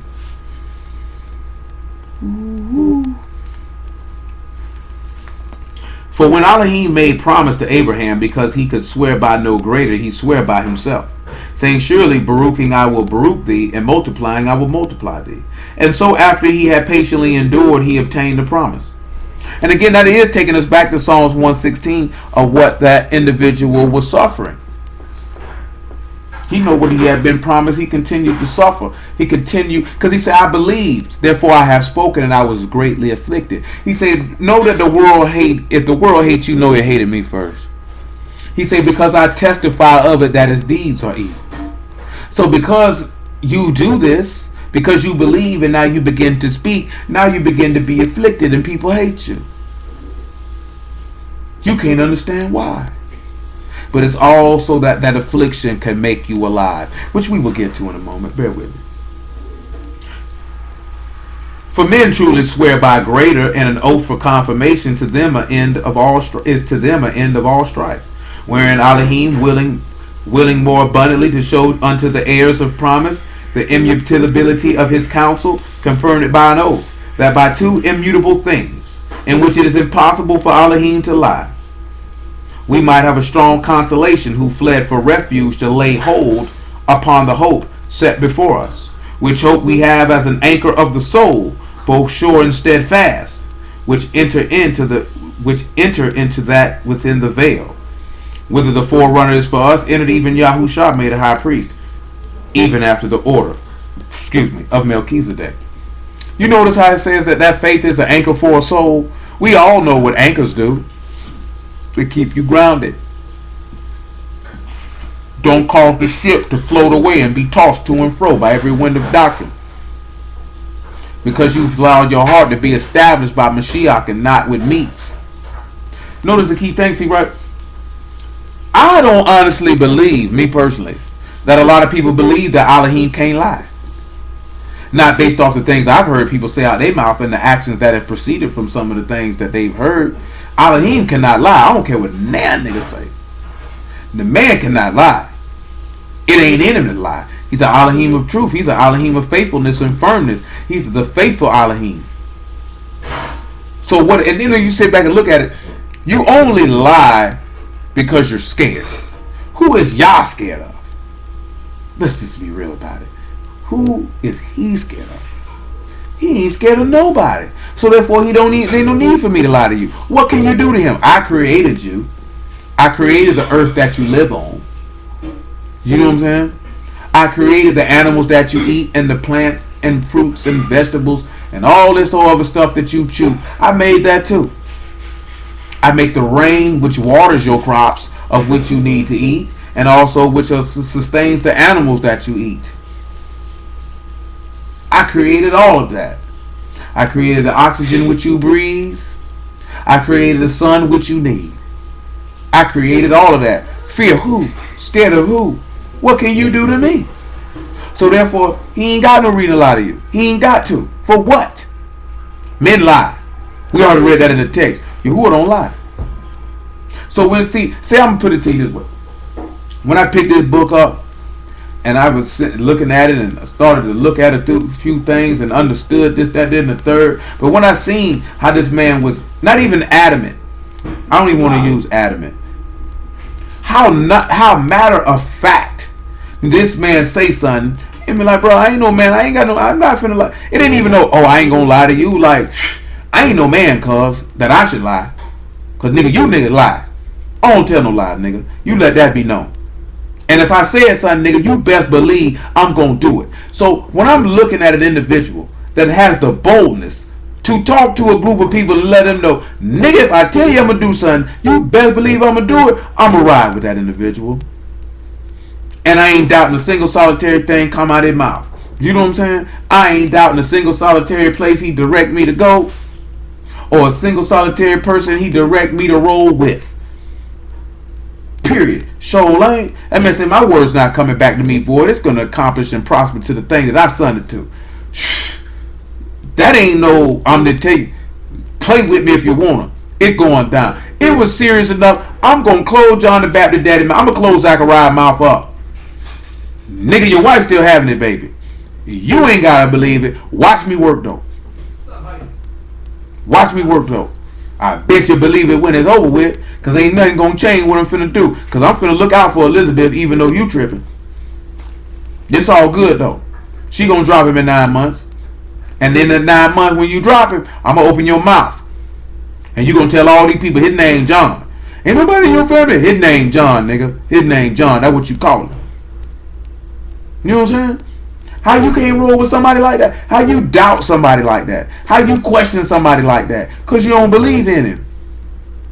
You don't believe in him. And then when you run across people who don't believe in him, see, they want you to try to not talk about that particular topic, or they want to try to belittle or bring everybody else's faith down to their level. Or see, don't nobody really believe like that. Or, you know, everybody's trying to build up their faith. Speak for yourself, cuz. Yes, there are people on this planet whose faith is stronger than others. That is a true statement. So, yeah, that's a true statement. But if you feel like my faith stronger than yours, and your faith a little weak, a little shaky, don't pull me down to where you at, man. You stay right over there where you at. Cause I know who my Elohim is, what he's about, and what he can do and what he won't do. He ain't never failed me. He definitely didn't fail you. You failed him. That's why he turned from you. Get it right and keep it right. Nevertheless, Psalms 119. Actually, Psalm 71.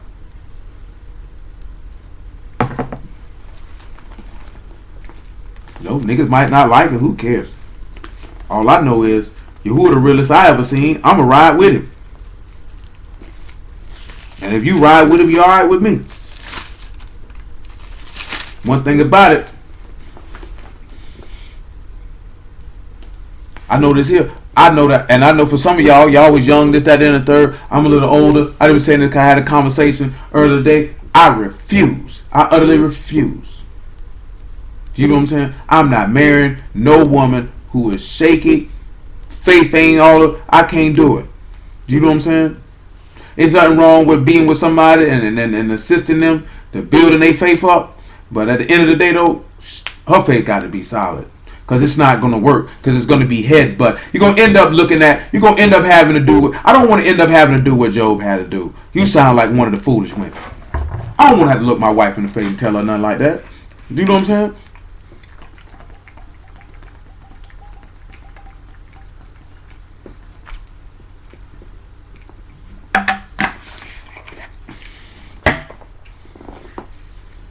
Somebody of solid faith in Yahuwah is a blessed and beautiful thing to see. It is very rare on this earth.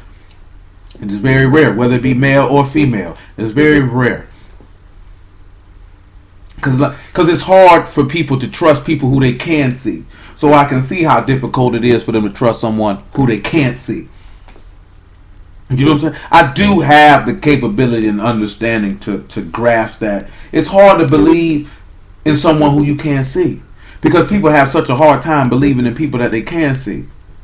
But the reason why the people have a hard time believing in people that they can see is because we put our trust and belief in people who are totally inconsistent to the values of which they profess. And we know that these people are inconsistent to the values of which they profess. We're sitting there listening to it by their actions and by their words that they're inconsistent in the things that they profess. So then we take that because we've been dealing with people who are inconsistent in the things that they profess. And then we project that upon everyone who we come across, whether consciously or subconsciously. Which causes us not to believe or trust in people because we really don't believe and trust in our own judgment to walk away from people who are inconsistent from the beliefs that they profess to be a part of. You know what I'm saying? This is why people are actually shocked when they run across people who are actually consistent in what they profess to believe that they're about. Not just with the word, but just period. That people's life is exactly how their words are. Exactly how they talk, and that's how they live it. People are shocked by that. So it's an intimidating, scary proposition to be engaged in something of that nature. Do you know what I'm saying? So when we dealing with Yahuwah, you can't see him. But yet when you look at the text, he's consistent. And then if you begin, as he said, if you taste the sincere milk of the word and you tasted that Yahuwah is gracious, then you begin to see his consistency in all things.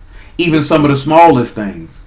You know what I'm saying? I'm just making about a conversation I had earlier. Even the smallest things, you see his consistency. You see his goodness, his power, his works. And it's easy to trust in him with that. Which is why we've had conversations in the text before about being able to identify his characteristics in a person.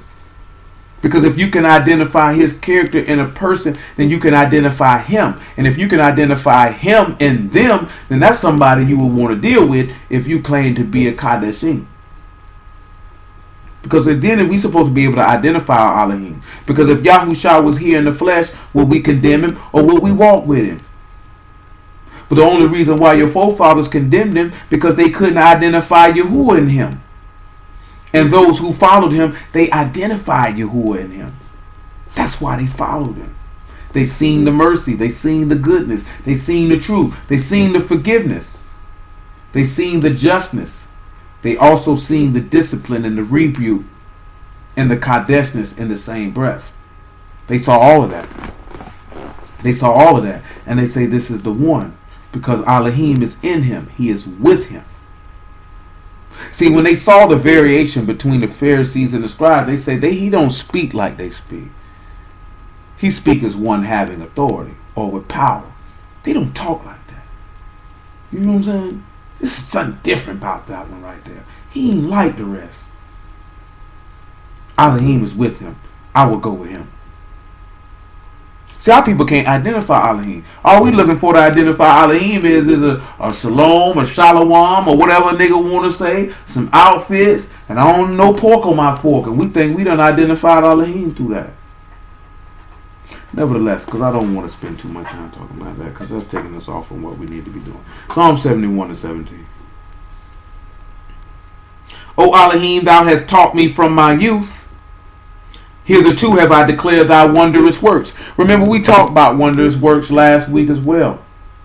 We talked about that as well. And we know talking about this wondrous works. Let me pull that word for y'all real quick.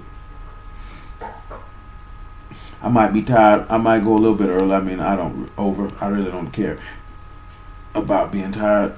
This word, we got to be completed what we're doing. The word is pala. That's to be marvelous or surpassing, extraordinary. But again, to be separate by distinguishing action. So again, that particular word is talking about, again, what we were discussing. See, faith is a distinguishing action. And it separates you. Because the just shall live by the faith, and you sanctified by the faith that is in Yahushua. So when you declare his wondrous works, so when we declare Yahushua and we declare that he is the acceptance that we desire, that we may be redeemed, that we might become sons of Elohim and cry out Abba or Father, that we would no longer be under the bondage of the flesh to die, then we would declare his wondrous works. See, that's another example. We were supposed to declare to our children what happened during Passover, because we were separated by this particular action. The killing of the firstborn was what brought us out, to separate us, to make a difference between, like you said, I got to make a difference between the Egyptian and Yasharal. I got to make a difference between the two. So I need to do some things to separate you by a distinguishing action. So when you confess your sins and be immersed into the death of Yahushua HaMashiach and to be raised in the likeness of his resurrection, you are seeking to separate yourself by a distinguishing action. That's why what manner of love hath the Father bestowed upon us, that we should be called the sons of Elohim. So if you see someone who has separated themselves by a distinguishing action, then you would know this person is of Elohim. See, niggas ain't doing nothing but separating themselves through wickedness and then expecting someone to have mercy and compassion on them because they wicked. I don't have to have mercy and compassion on the wicked. That is Yahuwah's job. I'm supposed to have mercy and compassion upon you if you sin against me. You know what I'm saying? I ain't supposed to have mercy and compassion on you if you sin against Yahuwah, because that's between you and Yahuwah. You know what I'm saying? You got to deal with that, cuz. You got to deal with that. You know what I'm saying? I can give you some exhortation to try to bring you back to life. If you like, let me actually quote that correctly. Go to Galatians chapter 6 and we come back to Psalm 71. I want you to read it for yourself. I don't want to speak it incorrectly. 6:1, Galatians say, brethren, if a man be overtaken in the fault, ye which are spiritual, restore such as one in the ruach of meekness, considering thyself, lest thou also be tempted. You know what I'm saying? So that's about it. But if you continue in the fault, then you on your own. You know what I'm saying? See, we're going to come back to Psalm 71. See, people want you to be Yahuwah. I'm not Yahuwah. You know what I'm saying? I can't say, I forgive you, bro, because you lied, unless you lied to me. Unless you stole, unless you stole from me. Unless you committed adultery, unless you slept with my wife. Outside of that, what am I forgiving you for? I don't have the power to forgive you. I don't have that authority. I don't have that authority. Don't none of us have that authority. Remember, they came at Mashiach. What man this is? He talking about he forgives sins. Only Elohim can forgive sins. I don't have that authority, cuz. I don't. You know what I'm saying? I ain't gonna run around and say, you dumb bastard. I'm gonna like, well, you know, you put your soul at risk, you a candidate for going to hell. I have to tell you the truth. It would behoove you to repent from that deed and to never do it again. And prayerfully, Yahuwah have mercy on you. That's all you can tell somebody. That's all you can tell somebody. Or separate them from the congregation that they might be shamed. That's about it. That's all you can do. There's nothing else you can do. You know what I'm saying? We live in a society where niggas so mentally weak and so entitled that you do stupid stuff, and now you hear the term, we gotta build each other up. That ain't my job to be. The word supposed to did that, cause you been hearing the word and you being wicked. Shoot, ain't nothing I can say can build you up, my nigga. Shoot, you already got a problem. If the word of Yahuwah can't build you up, what can I do? I ain't but a man. You know what I'm saying? That's niggas' favorite terms in quote unquote 27. We got to build each other up. You build each other up when somebody is seeking to build something. When someone is seeking to grow and expand and elevate themselves spiritually first and foremost, mentally and emotionally. You can't build a nigga up who ain't trying to build nothing. If the nigga ain't even cop nan slap of concrete to lay a foundation on, How you gonna build with this nigga? How is that possible? You can't build nobody up who ain't trying to build. If the nigga ain't bought no concrete, if he ain't bought the mixer, if he ain't got no water, if he ain't bought no beams, how he gonna build something? This nigga ain't got no drywall, no sheetrock, no nothing. You ain't finna build nothing. You finna have a nigga kicking rocks, playing games about how he gonna build this house, but the house never get built. And you been sitting out in the rain, and in the cold, and in the snow, and in the night, and in day with this nigga, and you done lost all your life playing around and fooling with somebody who was full of crap. See, who don't kick his game like that. If you forsake him, he'll forsake you. If you gonna play with him, he gonna prove you out and show you wicked and go on his way. He ain't gonna play with you like that. So you're not finna sit around and play with him like that. So you're not finna sit around and play with me like that. I ain't having it.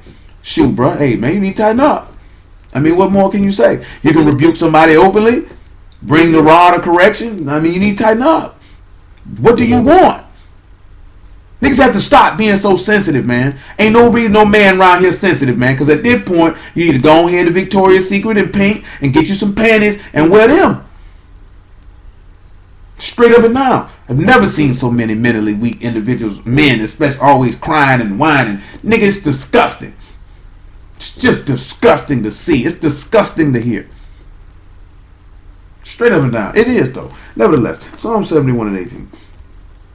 Now, also, when I'm old and gray-headed, O Elohim, forsake me not, until I have showed thy strength unto this generation, and thy power to everyone that is to come. Notice what he said, don't forsake him till he showed your strength to the generation, and his power to everyone that is to come. Thy righteousness also, O Elohim, is very high. Thou hast done great things, O Elohim, who is like unto thee. Thou, which hast showed me great and sore trouble, shall quicken me again, and shall bring me up from the depths of the earth. Notice again, if we look in Psalms 116. Now, of course, if he's going to raise somebody up from the depths of the earth or raise them from the dead, this person has been accepted. He's already accepted this individual, and this individual's acceptance will cause many more to be accepted. Because he said he got to show his strength to the generation to come. This is what he said, right? He got to show his strength to the generation to come and his power to everyone that is to come.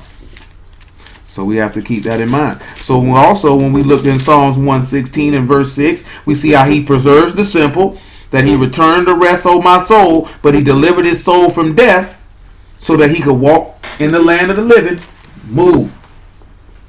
And he was greatly afflicted because he believed, and he loosed those bonds from the son of his handmaid because he was his servant, because he took the cup of salvation. Because he took the cup of salvation. We know what that cup of salvation is. You know that cup that he drank and said, drink, this is my blood, which is shed for many for the remission of sins. That is the cup of salvation, because that is your deliverance from sin, which causes you to be accepted. But in order to be accepted, you got to suffer first. And that's the part of the game don't nobody want to deal with. You got to suffer first. Let's look at some more things as it pertains to suffering. And let's look at Psalms 119. It's a lot of verses with it. And you who are willing, we will read every last one of them. Because you know they're real quick and short in Psalms 119. So we'll start in verse 25. Now, hold on. Now when we look again, I mentioned quicken. I need to pull the word for y'all real fast. And the word for quicken is kaya. That is the word for quicken. It is to live, is to have life. It is to remain alive. It's to live prosperly. To be restored to health from sickness and all this here. But it's to revive you. And the characters that we get for that particular word is the cot, the yod, and the cot again. So again, we get a separated hand, or the hand that separates. Nevertheless, we know who the right hand of Yahuwah is. And I take again right back to Acts 26 and 18, that you're sanctified by the faith that is in Mashiach. So when you are able to be quickened or made alive, you are separated by the right hand. You're separated by the hand. You're separated by Elohim. Which take us right back to what he said in the law, that he severed you from amongst other nations, that you should be his. Or even what's been us talking about grace in the first place in Exodus 33. Where he stated that for wherein shall it be known here that I and thy people have found grace in thy sight, it is not thou that go with us, so shall we be separated, I and thy people, from all the people that are upon the face of the earth. So if you receive the grace to be accepted, which makes you a separated seed, which would quicken you and make you alive, which means you will be separated by the hand, which means Yahuwah has separated you himself. The same way he separated Isaac, and he was the seed of the promise. But to get this separation, it comes a little suffering come with it. Just a little suffering. You know, a little suffering ain't never hurt nobody. Ain't never hurt nobody. Niggas cry about it, but a little suffering ain't never hurt nobody. Ain't gonna do nothing but make it better. Nevertheless, Psalms 119 and 25. Say, my soul cleave unto the dust. Quicken thou me according to thy word. I have declared my ways, and thou heard me. Teach me thy statutes. Make me to understand the way of thy precepts, so I shall talk of thy wondrous works. So we say we know the way is the way to cover the way to the highest that covers sins. We know that Yahushua opened up their understanding that they might understand the scriptures, so the apostles would talk of the distinguishing action that separated him. What was that distinguishing action that separated Yahushua? He resurrected from the dead, according to our gospel of what we preach, which causes us allowed to be accepted and to be loved, which causes us to be a separated seed, which causes us to be separated by him so we can be made alive. Follow me some more. Look what he said. My soul melt for heaviness. Strengthen thou me according to thy word, and remove from me the way of lying, and grant me thy Torah graciously. He asked for the Torah to be the law to be granted to him graciously. So let's see which word we get for graciously here. If you don't get your stinking flea bitten behind from out of here.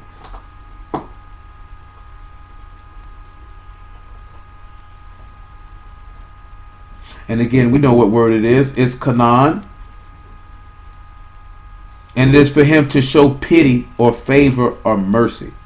So when he's telling us that he wants to grant the Torah to have mercy upon him, this is what they're asking for. They're asking for mercy. For mercy. Well, let's look at something in Titus chapter 2.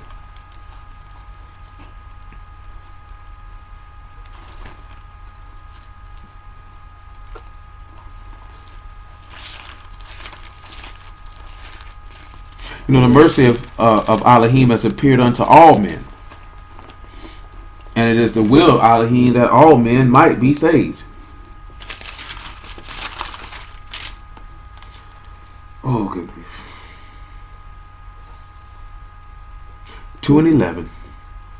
2 and 11. For the grace of Elohim that brings salvation have appeared to all men, teaching us that denying ungodliness and worldly lust, we should live soberly, righteously, and godly in this present world, looking for the beroved hope and esteemed appearing of the great Elohim of our Savior Yahushua HaMashiach, who gave himself for us that he might redeem us from all iniquity and purify unto himself a peculiar people zealous of good works. Now, how did he able to redeem us? Because we know that Mashiach say on the third day he would resurrect from the dead. This is how he was able to do this. We notice this. The reason why we're not pinpointing all the stuff in there with his suffering, because we're all familiar. We know the things that this man endured for our sakes, that we could be redeemed and be separated by him. Then we come back to Psalms 119. So when we understand this here, when you understand the way of his precepts, when you understand the way, remember he said, all that have been taught of Elohim will come unto me. Therefore, if you will come unto him, you will understand the way of his precepts, and you will talk of his wondrous works. Now you will speak. See, if these niggas actually learned these precepts, then they would be talking to Mashiach and the work that he came to do. But yet they do not. So maybe they haven't understood the way of his precepts, possibly. But then he said his soul melts for heaviness, and to give him strength according to your word. So let's look at that aspect. You know what it is. You should know. 2 Corinthians chapter 12. And let's look at an example of where that's being talked about. Because if you want strength by heaviness, then Mashiach got to be in you. That word that's where your comfort is going to come from. Of course, your friends can give you comfort. Of course, we know that we're supposed to pray for one another. You know what I'm saying? And be there for one another. But at the end of the day, the most ultimate comfort that you can receive is from Elohim. Clearly, you can get comfort from the men and women of Elohim. But the greatest comfort of all is going to come from him. Can't come from no man. Not the greatest comfort. It can come from no man. 2 Corinthians chapter 12 and verse 8 there. Well, verse 7. And lest I should be exalted above measure through the abundance of the revelations, it was given to me a thorn in the flesh, the messenger of Hashatan, to buffet me, lest I should be exalted above measure. For this thing I besought the master thrice, that it might depart from me. He said unto me, my grace is sufficient for thee, my strength is made perfect in weakness. Most gladly therefore will I rather esteem in my infirmities, that the power of Mashiach may rest upon me. And remember, he said he needed to declare that power to the people to come, and his strength, and just because we're running a little short on time to a certain extent, and Yahuwah willing, I'll expand in it more on the morrow, because there's some other places of acceptance that we got to hit that will go deep into the part what I'm about to mention. He declared his power to come when he gave the Ruach on Pentecost. He manifested that strength when he preached to his apostles after his resurrection. And he was quickened upon this. You gotta understand something, right? And I've been mentioning this the last couple of weeks. My flesh rests in hope, because you will not suffer your Kadesh one to see corruption. I am the resurrection and the life. Whosoever live and believe in me shall never taste death. Believe this. You know what I'm saying? Blessed are they, say the Ruach, who die in the master from henceforth, for their works do follow them. And that's why I mentioned you got people dropping like flies. But they always drop like flies. It only seems like it's dropped. More people are dropping like flies because it's people that you know that have people dying. You may not know the person who's dying, but people you know are talking about people that they know that have died. And it seems to be a lot of them at the same time sometimes. You know what I'm saying? But that causes us to consider that, as Martha said, I know I'll see him again on the last day at the resurrection of the dead. So each and every one of us supposed to be moving to know that if one of us died, you ain't going to be like how people say, save me a spot. I'm going to see you again. You know what's rough when people say, I'm going to see you again? You are, but it's going to be in the lake where the worm dies not and the fire shall not be quenched if you don't repent. Because if this nigga died, you don't want to see this nigga again. Let's just be honest. If a nigga died and he ain't right with Yahuwah, you don't want to see that nigga again. Because if you see that nigga again, you in hell with him. That ain't what it do. I don't want to see you again, cuz I got my time with you above ground. That's good enough. I don't want to see you again. Because if I see you again, I'm somewhere I fail. I missed the mark. So each and every one of us need to sit back and look at, to have that confidence to know, if one of us died, I will see you again. And that would be in the kingdom of Elohim, as we are partaking in the tree of life, or the hidden manna, or we sat down in his throne because we overcame. Shut him down. You got to swallow that pill. I don't care who it is that died that you knew. You know what I'm saying? End of the day, and it repents for them in the grave. We all know what the book say. We can't try to turn around and make excuses or justifications because we love the particular person. If they going to hell, they going to hell. I just can't join them. I can't do nothing about that. They can't do nothing about that. That's over with. You know what I'm saying?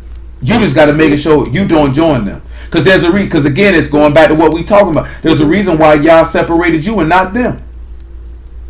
Regardless of what they meant to you in this flesh or in this life. That's something that we have to remember. There's a reason, and even people who still alive, there's a reason why y'all separated you and not them.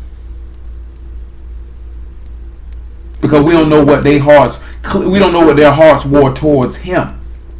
See, we forget that because we allow our emotions and our hearts towards this natural person to dictate to how we feel like Yah would view this person, because that's how we view them. But we don't know how Yah viewed them, because the person that we knew on a natural level that could have been a very loving and caring and kind and just and very nice person, and the eyesight of Yahuwah could have been the vilest, most wicked, despicable, dastardly individual that he ever laid eyes on.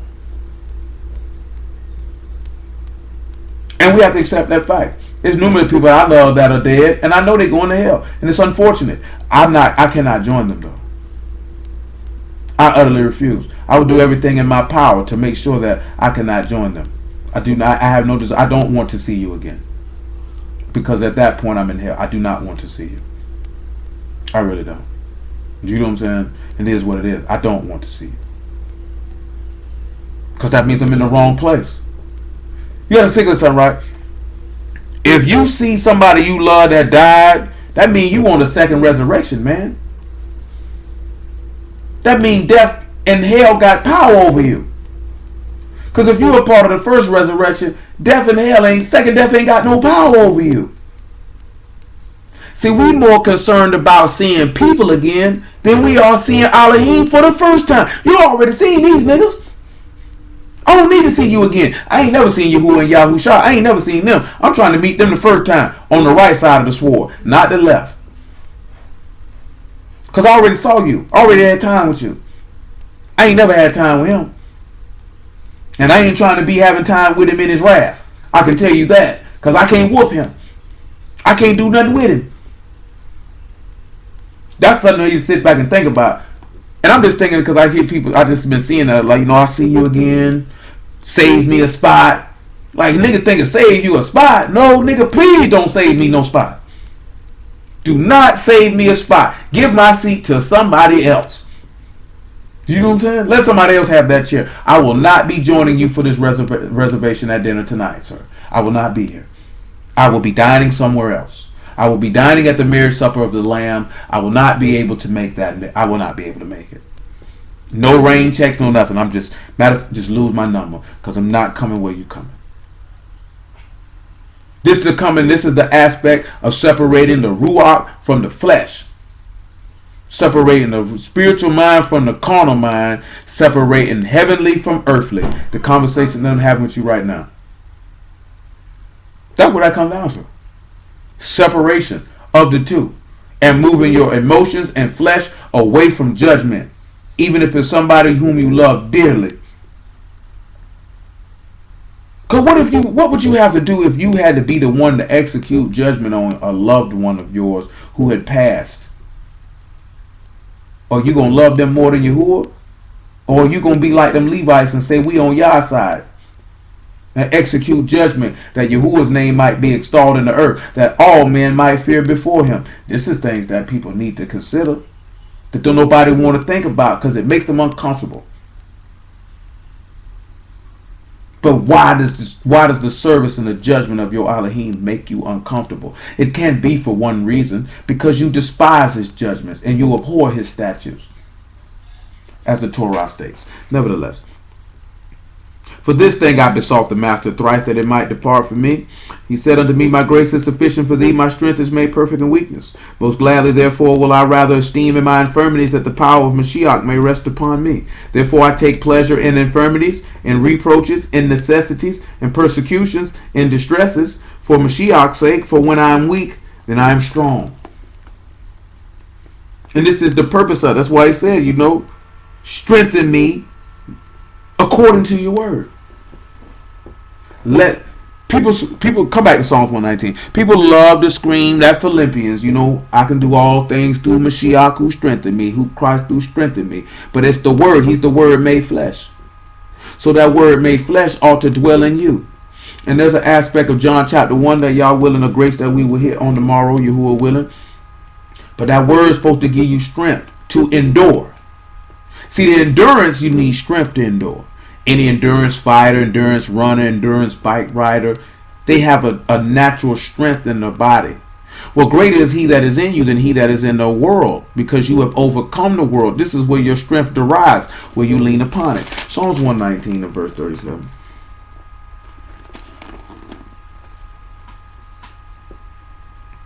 Turn away my eyes from beholding vanity, and quicken thou me in the way. Establish thy word unto thy servant who is devoted to thy fear. Now he said, establish the word to your servant who is devoted to your fear. When we look at the word establish, it's that qualm to arise or to become powerful or to be established or confirmed or to be fixed. And you know our people love to scream quam yasharala to rise, but at the same time, let your word be fixed so you can be devoted to your fear. You say, turn away my reproach which I fear, for thy judgments are good. Behold, I've longed after thy precepts. Quicken me in thy righteousness. Well, again, if you're going to be made alive in his righteousness, what does that take us to? What I mentioned earlier. He that believe on me, as the scripture has said, out of his belly shall flow rivers of living water. The only way you'll be made alive, faith come by hearing and hearing come by the word. So the only way you can be made alive is in Yahuwah's righteousness, which is Mashiach, which we talked about a little bit on Wednesday. If you want to be made alive. And how was Yahusha made alive? He was made alive by the faith that he had that his father would raise him from the dead. Nevertheless, drop down to verse 59. Is 59 what we desire? 59 is not. We want 81. I said we're going to hit every part that talk about Quicken in this entire chapter. Listen what it said in Psalms 119 and 81. My soul faint for thy salvation, but I hope in thy word. My eyes fail for thy word, saying, when wilt thou comfort me? For I am become like a bottle in the smoke, yet I do not forget thy statutes. How many are the days of thy servant? When wilt thou execute judgment on them that persecute me? Listen what he said. The proud have dig pits for me, which are not after thy Torah. Remember what he told him in John 10. He said, when will you tell us you the Mashiach? He said, I told you plainly, you believe not, because you are not of my sheep, as I have told you. See, those that are not after his Torah, remember he said that they will seek, will kill you and put you out of the synagogues and think that they do Elohim service. Because those who are not after the word will persecute you. Which goes back to what we were talking about before with the reviling and the threatening and all that other stuff. Niggas who ain't after the word always going to have a problem with somebody who is. You know, the funniest thing about, that I've noticed in my entire lifetime, in a twofold thing, niggas can't recognize a real nigga when one is in their face, whether male or female. The only people that recognize a real man or a real woman is another real man or a real woman. And I've also noticed that people cannot recognize if Yah is in a man or not. And I see the only people that ever recognize it are people who Yah is in, or people who are seeking Yah diligently with their whole heart, that they can recognize in his head. Because people can't see, they can't tell it. Nevertheless, we'll leave that alone. All thy commandments, listen what this man say, are faithful. See, all of this man's instructions are faithful. See, this is, again, I know my Elohim is true. That's why my faith is in him. Even at the lowest of lows, saddest of saddest, we know Yahuwah is faithful. He already told us that. And we know that. He said all his commandments are steadfastness and steadiness. They are Amunah. Every last one of them. They firm. He ain't gonna lie. He ain't lying. So you have to sit back and look at that. You think he talking about commandments about thou shalt not steal? That's firm. That's faithfulness. That's steady. That's steadfast. You think that's what he talking about? Keep the Sabbath day.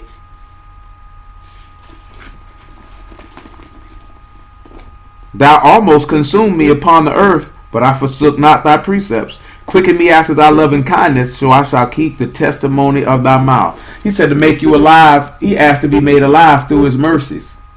Through his mercy. So Elohim so loved the world that he gave his only begotten son. Not that he should condemn the world, but that the world should have life through his son. All those that believe on his name. Nevertheless, Psalms 119, that's another matter. There's another matter for another day. And verse 148. 148. No, not 148. 153, actually. 153. And that'll be the last one for this particular matter. Consider my affliction and deliver me, for I do not forget thy Torah. Plead my cause and deliver me. Quicken me according to thy word. Salvation is far from the wicked, for they seek not thy statutes. Great are thy tender mercies, O Yahuwah. Quicken me according to thy judgments. Many are my persecutors and my enemies, yet I do not decline from thy testimonies. I beheld the transgressors and was grieved, because they kept not thy word. Consider how I love thy precepts. Quicken me, O Yahuwah, according to thy loving kindness. Thy word is true from the beginning, and every one of thy righteous judgments endure forever. John 5:25. The man say that quicken me according to this loving kindness. The persecutors have did ditches for me. Plead my cause, and your word is true from the beginning. Because in the beginning was the word, and the word was with Elohim, and the word was Elohim, and was in the beginning with Elohim. So it said, let every man say, let Elohim be true and every man be a lie. He the first and the last. All this stuff pointing to make us alive. And we looked at a couple of those things in that where it was talking about his sufferings. The same things that we read in Psalm 71. Same thing you read in Psalms 116. Because he said he believed, and therefore he spoke, and therefore he was greatly afflicted. The son of his handmaiden, please loose these bonds. I done went into this earth. It done consumed me, but you have not forsaken me. Because I have accepted you, because you're my beloved son, in whom I am well pleased. Nevertheless, 5 and actually 20. For the Father loved the Son, and show him all things that himself do, and he will show him greater works than these, that you may marvel. For as the Father raised up the dead and quickened them, even so the Son quickened whom he will. For the Father judged no man, but have committed all judgment unto the Son,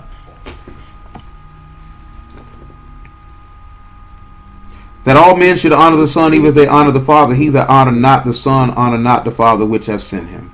Truly, truly, I say unto you, he that hear my word and believe on him that sent me, have everlasting life, and shall not come into condemnation, but is passed from death unto life. This is what he means by to redeem them from under the Torah, because as long as you are in this flesh, you are under death, unless you be accepted in the beloved by becoming a separated seed, or to be separated by that hand. Mashiach got to separate you. And I can take you back to Matthew chapter 25. He put the sheep on the right hand and the goats on the left. As a shepherd would do, he going to separate you. That hand is going to separate you. And he told those sheep on the right hand, enter into the kingdom which your Father has prepared for you from the foundation of the world. But of course, y'all willing, we will dig into this a little deeper when we add the next word and the other component into this matter. Truly, truly, I say unto you, the hour is coming and now is, when the dead shall hear the voice of the Son of Elohim, and they that hear shall live. Well, why will they live? Because they hear. Romans 8 and 9.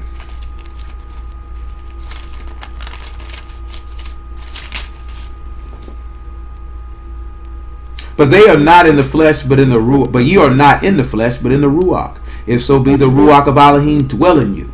Now, if any man have not the ruach of Mashiach, he is none of his.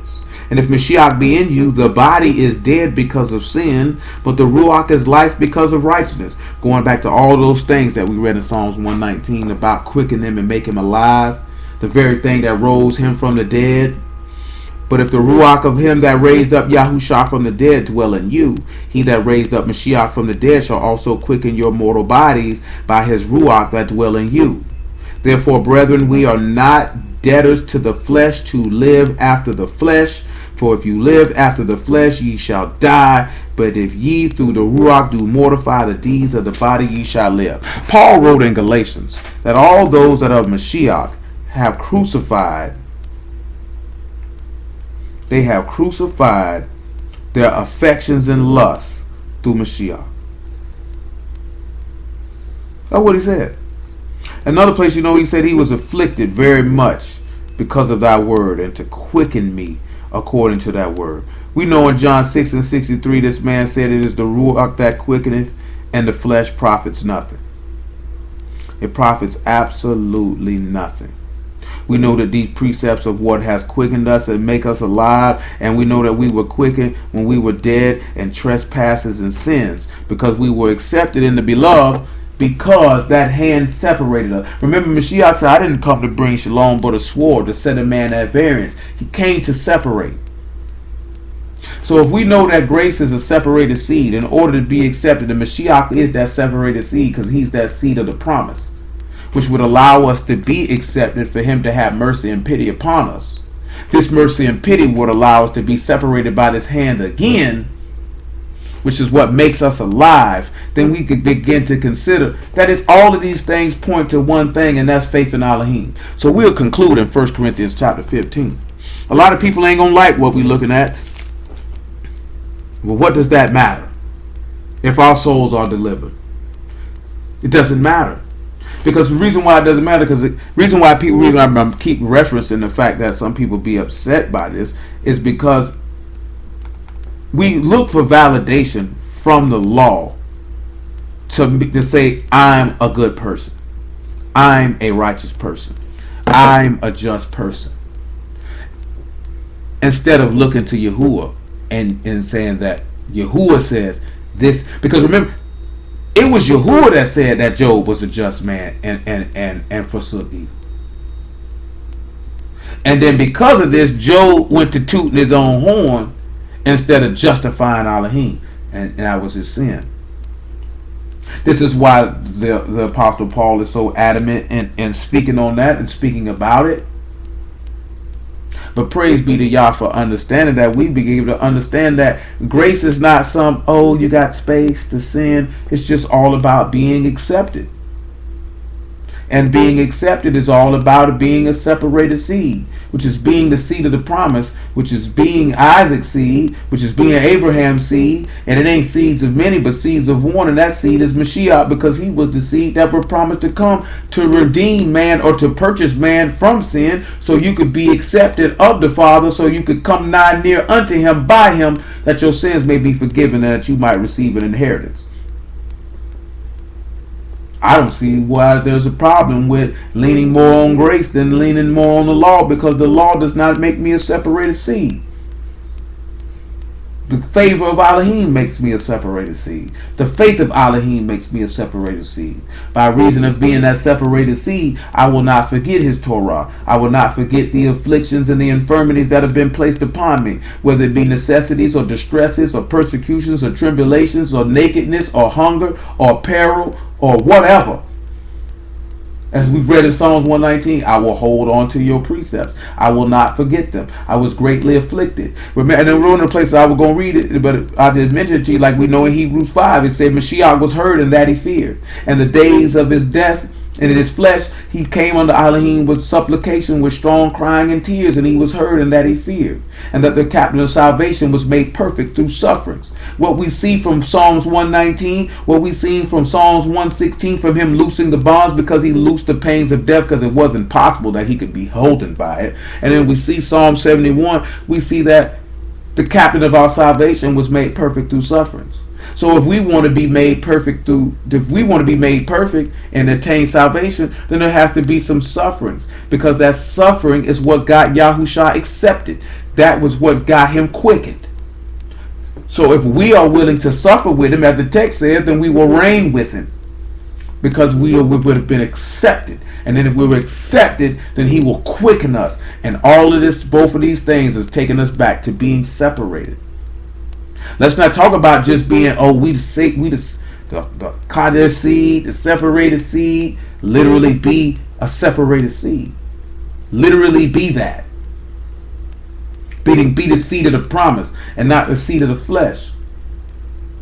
As Paul wrote to them in the 4th chapter of Galatians as well, that the children of the flesh persecute the children of the Ruach as it is to this day. So it shouldn't be shocked. It ain't nothing new. Seek to be a child of the promise, of the promised seed. That is the separated seed. Seek to be friends and comrades and confidants of those who are of the separated seed. Seek a mate who's of the separated seed, so you can have children who are of the separated seed, because clearly that household would raise these children up to be children of the separated seed. This is common sense. Don't choose a nigga because he sound like he righteous. Or these niggas kill me when they tell me, look at her, she righteous, bro. Look at her head wraps. Niggas, you serious, nigga? You niggas that lame? You that superficial? That this is what you judge righteousness on is apparel? A head wrap don't make you no... This nigga ain't no more righteous with a head wrap on than Jill Scott is. Or Erykah Badu is. Women wear head wraps every day. Niggas see a head wrap on a woman, she woke, cuz. She's woke. You niggas is idiots. You looking on the outward and not the heart. See the manifestation of Yah's word over time, and you deal with an individual over time, you're going to see what's in their heart, because their actions are going to show it. Because again, you can only pretend to be righteous but for so long. You can't play that role but for so long. You can't play that role but for so long. Period. I ain't never seen a nigga play a role for 5-6 years. Nigga get exposed in year 2. Because there start to be chinks in the armor. Niggas start to show their desires. Niggas start to go do the things they seeking to go do, whether openly or secretly. Their heart exposes them every time. 1 Corinthians 15, man, so y'all can slide. Yeah, verse 1. Moreover, brethren, I declare unto you the besorah which I preached unto you, which also you have received, and wherein you stand, by which also you are saved, if you keep in memory what I preached unto you, unless you have believed in vain. For I delivered unto you first of all that which I also received, how that Mashiach died for our sins according to the Scriptures, and that he was buried, and that he rose again the third day according to the Scriptures, and that he was seen of Cephas and then of the 12, and after that he was seen above 500 brethren at once, of whom the greater part remain unto this present, but some are fallen asleep. After that he was seen of James, and then of all the apostles, and last of all he was seen of me, also as one born out of due time. You drop to verse 11. Therefore, whether it were I or they, so we preach, and so you have believed. Now if Mashiach be preached that he rose from the dead, how say some among you that there is no resurrection of the dead? But if there be no resurrection of the dead, then Mashiach is not risen. And if Mashiach be not risen, then is our preaching vain, and your faith is also vain. And yet we are found false witnesses of Elohim, because we have testified of Elohim that he raised up Mashiach, whom he raised not up, if so be that the dead rise not. For if the dead rise not, then is not Mashiach raised. And if Mashiach be not raised, your faith is vain, and ye are yet in your sins. Because without that acceptance of that sacrifice of his body, because remember, he said, you know, burnt offering and sacrifice I have not required, but a body I have prepared for you. Because this was the grace that he would accept. This is the mercy and pity that he showed upon Yahushua by hearing his cries and resurrecting him from the dead, that he could have mercy and pity on all those who come to Elohim by him, the same way that Yahuwah had mercy and pity upon Job's friends when they came to Elohim by Job for the sins that they committed, and they were accepted and able to be made alive again or made whole again. But hallelujah for Yahushua. We will stop it right about there. Do y'all understand?